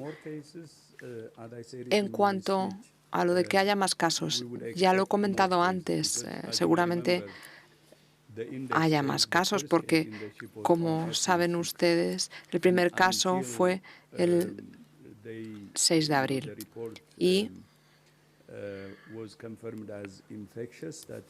hasta que recibimos un informe en el que se confirmó el contagio, transcurrieron varios días, 24 y 25 de abril, y ha habido muchas interacciones entre los pasajeros. Como saben ustedes, el periodo de incubación es de 6 a 8 semanas, con lo cual, como estuvieron interactuando en el barco, sobre todo antes de que se empezasen a adoptar estas medidas ya para evitar los contagios, debido a estas interacciones, como les digo, pues esperaríamos que haya más casos.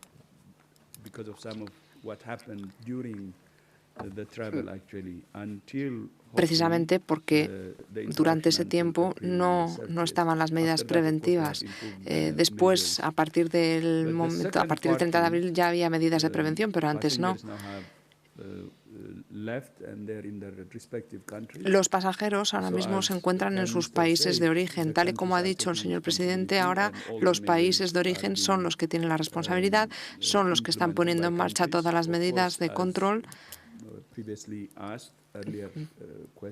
Tal y como hemos planteado antes, hay diferencias de un país a otro. Esto puede deberse a la situación local, a las especificidades de cada país, pero es que al final los países son los últimos responsables y son los que se encargan de esta situación.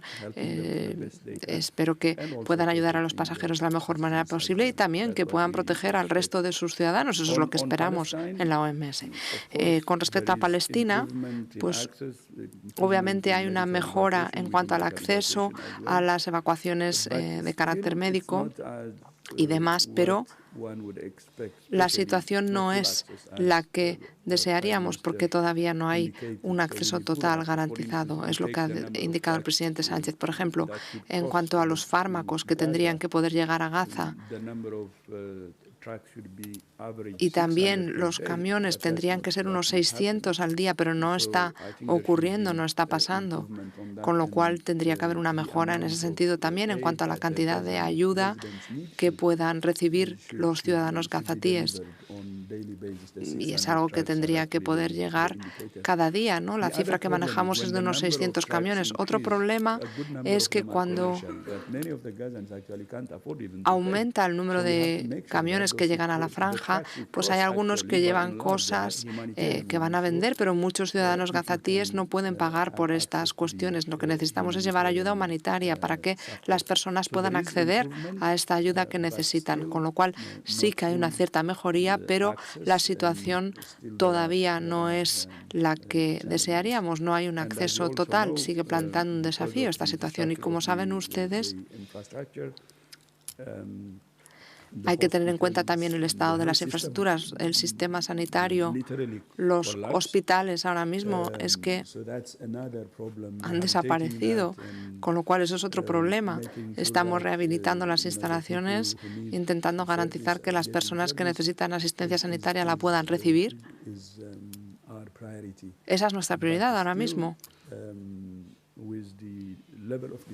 Pero claro, teniendo en cuenta el nivel de destrucción al que se vio sometida la zona, el acceso a los servicios pues se ve muy reducido. Muchísimas gracias a todos por venir.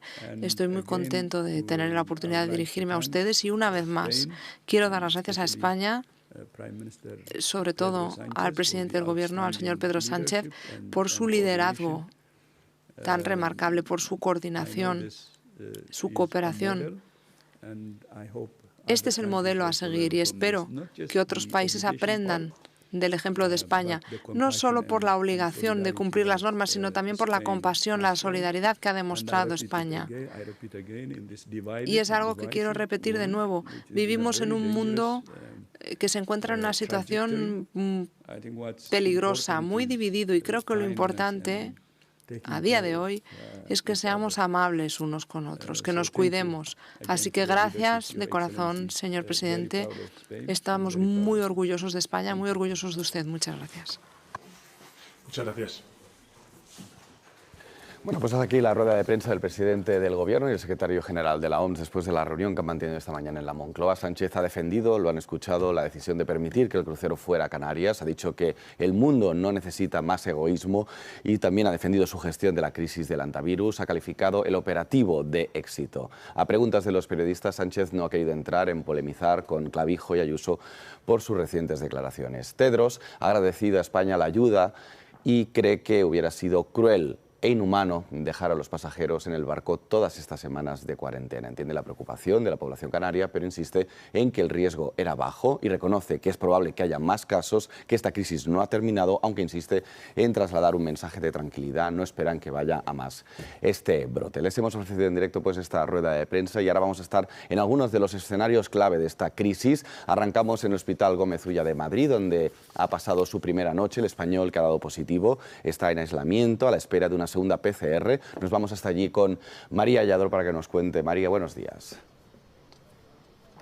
¿Qué tal? Buenos días. Sí, pues lo que sabemos por ahora es que ese paciente que ha dado positivo ha presentado síntomas en las últimas horas, febrícula, que es la ligera elevación de la temperatura corporal, y dificultades respiratorias. Por ahora está en estado aparentemente estable, sin empeoramientos, y continúa ingresado en la planta 22 del Gómez Ulla, en la unidad de aislamiento de alto nivel. Recordamos que ese positivo que ha dado el paciente es provisional y estamos a la espera de los resultados de la segunda PCR que confirmarían su estado. En cuanto al resto de pasajeros, esos 13 españoles que continúan aquí hospitalizados, han dado todos negativo en las PCR y por ahora ninguno presenta síntomas.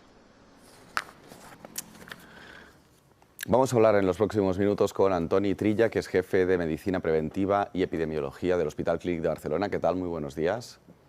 Buenos días, buen día, Luis. Buen día. No sé si ha podido seguir en directo la rueda de prensa que acaba de ofrecer el secretario general de la OMS junto con el presidente del Gobierno. No sé si puede hacer una valoración sobre lo que ha dicho. Cree que esta crisis no ha terminado, como yo decía, pero que tampoco hay que alarmarse, es decir, que cree que no irá más este brote que hemos vivido estos últimos días.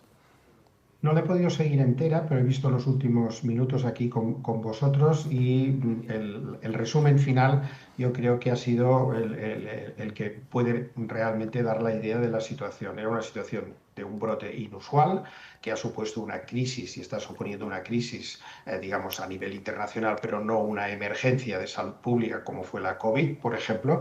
Se ha insistido mucho y el director de la OMS en todas sus declaraciones repite la misma frase: esto no es la COVID, y todos estamos convencidos de que no es la COVID, y creo también que agradecer a nuestro país que haya facilitado el desembarco y repatriación de los pasajeros del crucero y la asistencia sanitaria a aquellos que la necesitan es una idea de que, como se ha dicho, tenemos un solo mundo, tenemos una sola salud y al final el director de la OMS dice tenemos que cuidarnos entre todos, tenemos que ser solidarios, y estoy más que de acuerdo con esta afirmación. Con seguridad, haciendo las cosas bien, pero también pensando que todos formamos parte del mismo sistema, para entendernos. Como estamos contando estos días, y ha sido uno de los asuntos que también ha marcado las preguntas de los periodistas a Tedros y a Sánchez, cada país está fijando un protocolo diferente para las personas que fueron con ese crucero. Tedros ha dicho en la rueda de prensa que retrase el comienzo de la cuarentena al 10 de mayo. ¿Le parece razonable? Sí, parece que los cálculos estos, sobre todo para los pasajeros del buque, son complejos porque no se sabe exactamente, al menos yo desconozco, si realmente tienen una idea clara de cuándo fue el último contagio, qué medidas de aislamiento se utilizaron en el buque, etcétera. Y por lo tanto, aquí creo que se ha tomado una decisión, para entendernos, de consenso 10 de mayo, pues si las autoridades sanitarias dicen que empieza el 10 de mayo, pues me parece perfecto, porque creo que hubiera sido muy difícil individualizar caso por caso. A partir de aquí, los que pudieron estar expuestos en otras situaciones, pues habrá que mirar en qué momento fueron expuestos. Por ejemplo, los pasajeros del famoso vuelo de Johannesburgo a Ámsterdam, que la paciente índice no llegó a volar y que estuvieron solo media hora o 40 minutos en contacto con esta paciente en una situación distinta. Cada caso, si se puede decir, usted el último día que se expuso es el día tal, del mes tal, pues está muy bien, porque a partir de ahí puedes contar los días razonables de las medidas de cuarentena, aislamiento, y en este caso pues se ha tenido que fijar una fecha para todos y hasta para los del crucero, fundamentalmente. Ahí en el CLIC, donde usted está, hay una mujer en cuarentena, ¿no? Porque estuvo en ese vuelo.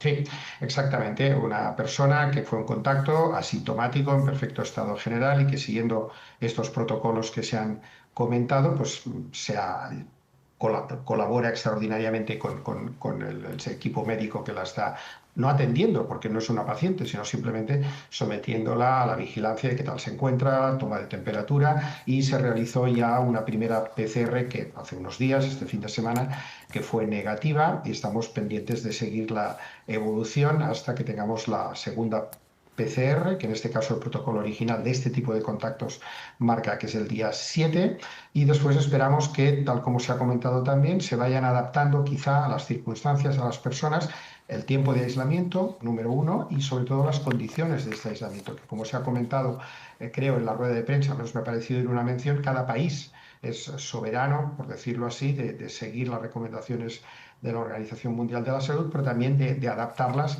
a una medida que, digamos, sea proporcional y a la vez nos dé seguridad de que si sucedía algo estamos en condiciones de poderlo atender de una forma inmediata. Es decir, no sé cuánto va a durar la cuarentena y en qué condiciones se va a poder realizar esta cuarentena en los casos concretos de este contacto en el avión que usted comentaba. Y le puedo preguntar sobre su opinión sobre esto, es decir, que cada país sea soberano y aplique las recomendaciones de la OMS como que es lo más adecuado, porque claro, vivimos en un mundo globalizado en el que todo el mundo viaja, entonces claro, la decisión de un país, si a lo mejor los criterios son más laxos que otro, puede también a la vez perjudicar al resto. Si se hacen las cosas bien, digamos, no necesariamente tendría que suceder lo que usted comenta. Es decir, evidentemente, si un país decide aquí no pasa nada, ya podéis salir todos y a correr, eso es lo que nadie decidirá. Al menos espero que no lo hagan. En Europa seguro que no. Otra cosa es si tiene que estar en un centro sanitario o puede estar en otro establecimiento bajo las mismas condiciones de, digamos, reducir contactos, hacer seguimiento de su salud, etcétera. Yo creo que si se cumplen las condiciones de lo tenemos controlado, sabemos lo que puede pasar, el contacto sabe exactamente lo que tiene que hacer cuando hay determinados problemas y se mantiene este régimen, que puede ser en diferentes condiciones de riesgo bajo, por no decir prácticamente nulo, para la población. Insisto, son personas que están, si me permites, Luis, como tú y como yo, solo que se vieron expuestos, pero están en perfecto estado general. Con lo cual yo creo que sí que sería bueno una cierta ordenación, pero veo complejo que se tome una única decisión, igual que veo absolutamente impensable que alguien tome una decisión que vaya en contra de las normas básicas de epidemiología, que es vigilancia epidemiológica, control y actuar cuando toque y sea necesario. Una de las noticias de las últimas horas es que uno de los españoles que ha sido trasladado al Gómez Ulla de Madrid ha dado positivo y esta noche además tiene síntomas. ¿Podemos confirmar, por lo tanto, que esta persona tiene antivirus o hay que esperar siempre a la segunda PCR que lo reconfirme? La probabilidad en estos momentos, teniendo en cuenta que la PCR vamos a darla por buena, la primera que es positiva, y evidentemente siempre se intenta confirmar con una segunda muestra, si es positivo es que hay una cantidad suficientemente detectable de virus en la sangre. Si esto es así y la persona tiene síntomas y estos síntomas son compatibles con la enfermedad, en principio hay que pensar que debe responder a esta enfermedad, o sea que tiene una infección por hantavirus. A partir de aquí siempre puede pasar que la segunda PCR sea negativa, entonces tendrán que reevaluar, pero en principio parece que las cosas apuntan hacia aquí. Los síntomas que habéis comentado, primero, dos cosas.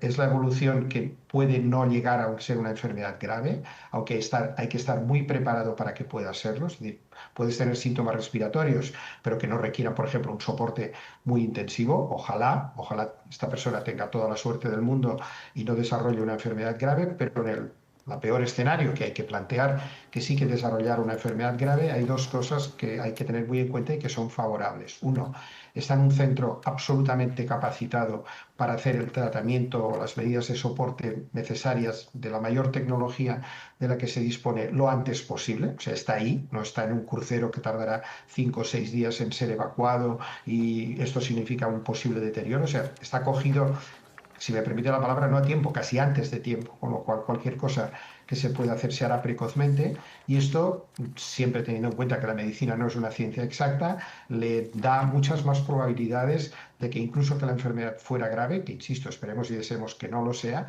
tiene todos los predicamentos, todos los números para ser atendido de la mejor forma posible, con los mejores profesionales, en las mejores condiciones tecnológicas y de seguridad, y esperemos que esto pueda tirar adelante bien. Esto es ahora especular mucho, porque igual la cosa queda en poca cosa más, pero sí que desde el punto de vista de ¿y qué podría pasar?, que está en el mejor sitio donde podría estar. Lo mejor es que no hubiera tenido nunca la enfermedad, eso está claro, ¿no? Pero ya que las circunstancias han determinado que esto sea posible, está donde puede tener mejores opciones de no pasarlo mal y de tirar adelante, ojalá, lo antes posible. Antoni Tríllada, del Hospital Clínic de Barcelona, muchísimas gracias por atender el canal 24 horas un día más y buen día. Buen día, muchas gracias a ustedes. Seguimos. En el buque, en el puerto de Granadilla, en Tenerife, comenzaba ya la desinfección. Las tareas se han centrado en los barcos auxiliares que el domingo trasladaron a tierra a todos los pasajeros y el dique donde el Ondius tuvo que atracar ayer por el viento y la mala mar que había en la zona. Los EPIs y el material usado en el dispositivo se han depositado en un punto especializado en material contaminado. Son efectivos especializados, actúan con pulverizadores de alta presión, cada esquina, cada recoveco. Lo más importante es evitar que las partículas contaminadas puedan dispersarse por el ambiente. Todo elemento empleado para la evacuación de los pasajeros se ha sometido a una exhaustiva limpieza, también las gabarras, un proceso rápido, explican los expertos. Un manguerazo, pero con productos químicos, y los barcos tampoco son tan grandes. Vallas, la explanada, los autobuses de la UME. Ya se está desmantelando todo el dispositivo desplegado. Una vez que se termine esas labores, pues es cuando podremos dar por finalizada toda la operación. Uno por uno se recogerán los EPIs utilizados que destruirá una empresa especializada. Ahora están almacenados en contenedores específicos. Tras la llegada del Ondius a Rotterdam, se desinfectará el equipaje de los viajeros y todos los espacios del buque. Hablamos de camarotes, zonas comunes, sistemas de ventilación y áreas técnicas. Los últimos pasajeros en abandonar el barco lo hicieron directamente a puerto, con el crucero atracado por seguridad ante la mala mar. El coste económico del operativo alcanzaría los 5 millones de euros. El 75% de los gastos corren a cargo de la Unión Europea. Bueno, pues el choque político entre el gobierno canario y el gobierno central se va a trasladar esta mañana al Parlamento del Archipiélago, donde hay sesión de control al gobierno de Clavijo. Ahí nos vamos con Melania Valencia. Melania, va a empezar en media hora aproximadamente, ¿no?, esa sesión de control. Sí, así aproximadamente media hora comenzará este pleno, porque la crisis del hantavirus se traslada ahora mismo aquí, a la sede del Parlamento Regional. Hoy está previsto que en la sesión de control al Gobierno el presidente Clavijo responda a dos preguntas, una del PSOE y otra de su grupo parlamentario, Coalición Canaria. Mañana el presidente ha pedido comparecer a petición propia para explicar la postura de su Gobierno en la gestión de esta crisis del hantavirus. Lo cierto es que el presidente canario ha sido muy crítico desde el minuto uno, empezó criticando alegando la falta de información y el sábado por la noche, a última hora, intentó que el buque no fondeara en el puerto de Granadilla. En las últimas horas ha bajado el nivel del discurso. Coalición Canaria sigue apoyando al PSOE en el Congreso, pero insisten en que no asentan imposiciones del Gobierno nacional. También han amenazado con llevar todo este procedimiento de evacuación y repatriación de los pasajeros del crucero a la justicia, pero esa intención por ahora la han dejado en un veremos.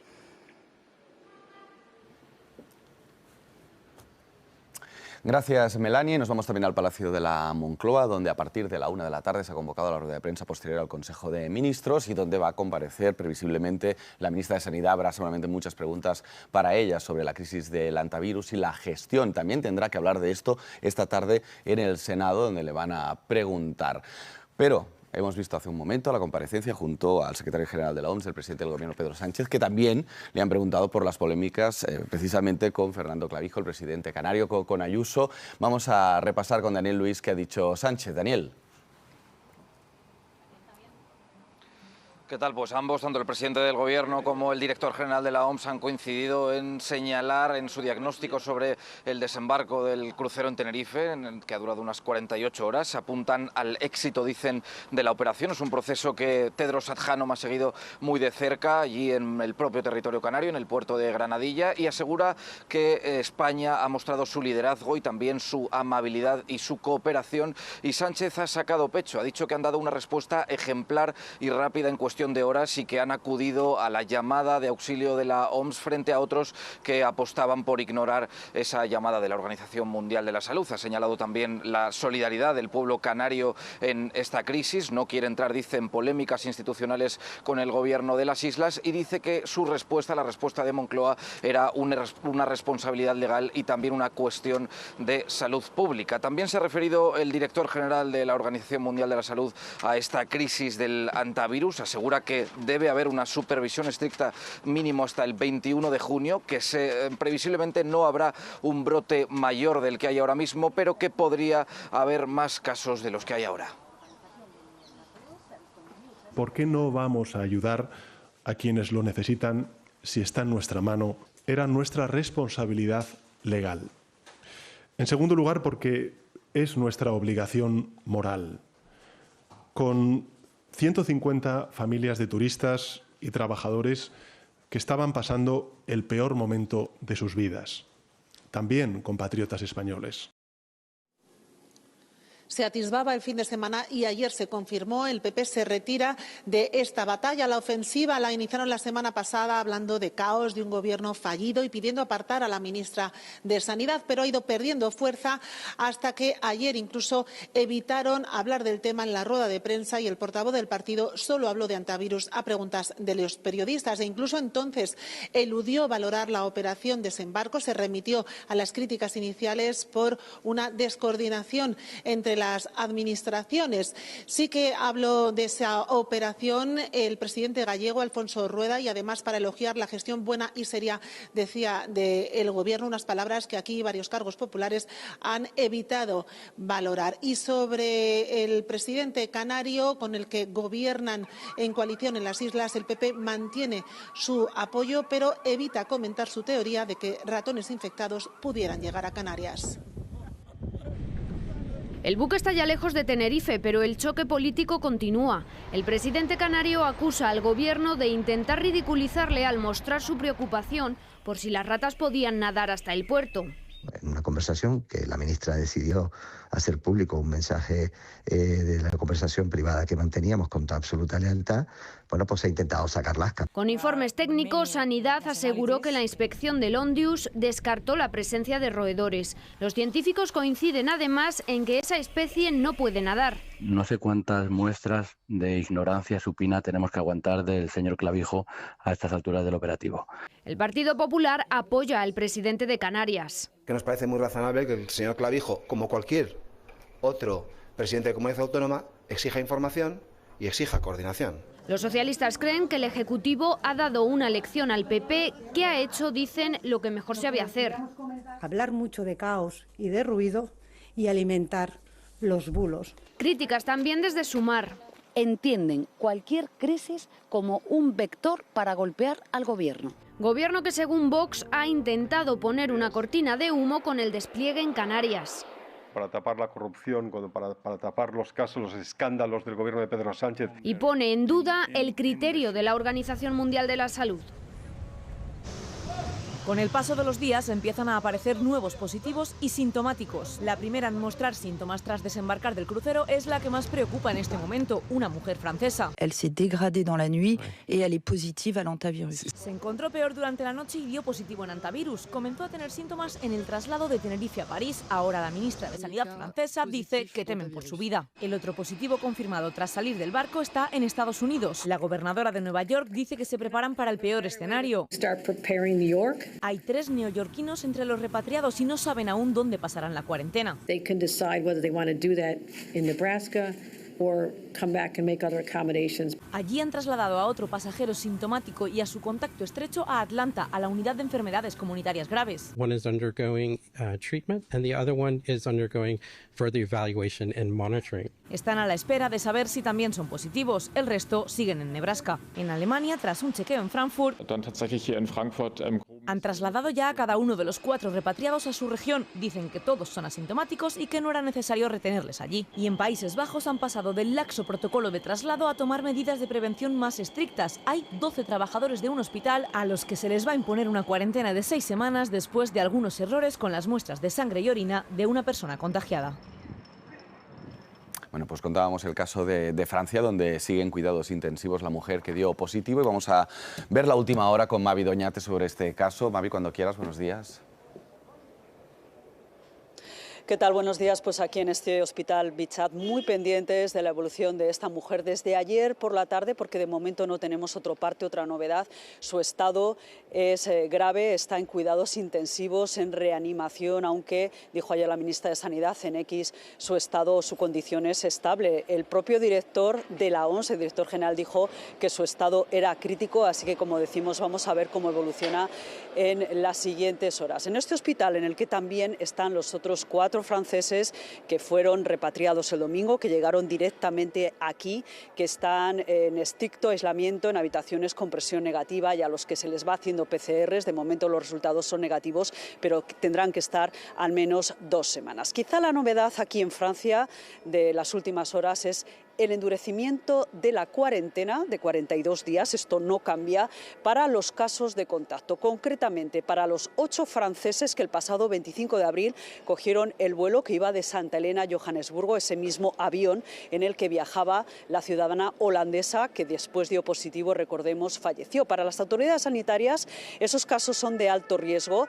Se había dicho que esa cuarentena se podía hacer en el domicilio, pues bien, ayer el primer ministro dijo que no, ayer por la tarde, que se debían hacer en un entorno hospitalario. Y lo mismo para los otros 14 franceses que cogieron el vuelo posterior, el que iba de Johannesburgo a Ámsterdam. Ese avión al que subió la ciudadana holandesa estuvo solo unos minutos y después la desembarcaron porque ya tenía síntomas. Pero aún así, para esos 14 franceses que solamente estuvieron, ya digo, unos minutos en contacto en el mismo avión, también tienen que hacer la misma cuarentena en un entorno hospitalario. Estados Unidos está aplicando medidas de vigilancia y aislamiento muy estrictas con los 18 repatriados.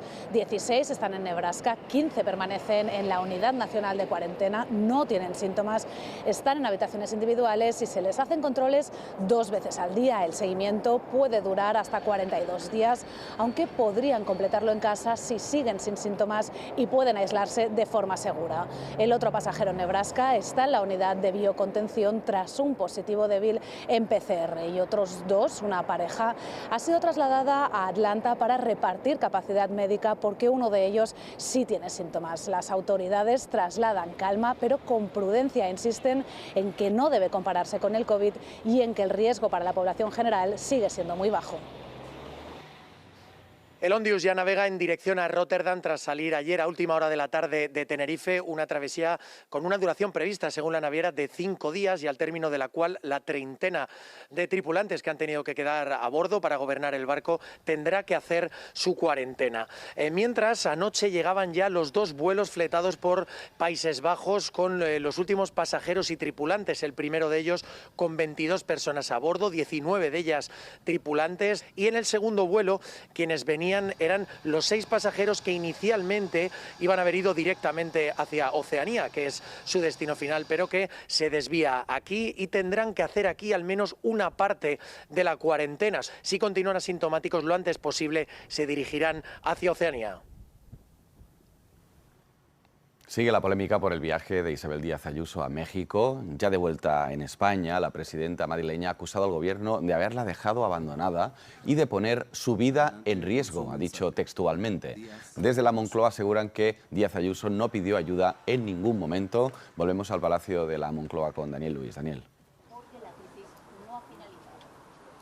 Sí, la presidenta de la Comunidad de Madrid ha acusado al gobierno español, pero también al gobierno mexicano, de boicotear su viaje allí al país norteamericano, hasta el punto de tener que acortar su estancia allí, y cree que desde el Palacio de la Moncloa han echado fuego sobre ella, que la han abandonado a su suerte en una situación de extremo peligro, en un estado, en un país, México, que ha definido como un narcoestado. Y la respuesta de Moncloa no se ha hecho esperar. Según fuentes del gobierno, el equipo de Ayuso sí informó sobre su viaje al país americano, pero no dio detalles sobre su agenda, tampoco pidió traslados o seguridad ni protección, ni informó sobre ningún incidente. Y tampoco, dice el gobierno español, ha aceptado el equipo de Ayuso la ayuda o la seguridad del gobierno mexicano a través de la embajada. Y al respecto se ha referido también en esta rueda de prensa que acabamos de escuchar aquí en el canal 24 Horas el presidente del gobierno, Pedro Sánchez, que ha definido a Isabel Díaz Ayuso como una profesional de crear problemas y una experta en confrontar tanto dentro como fuera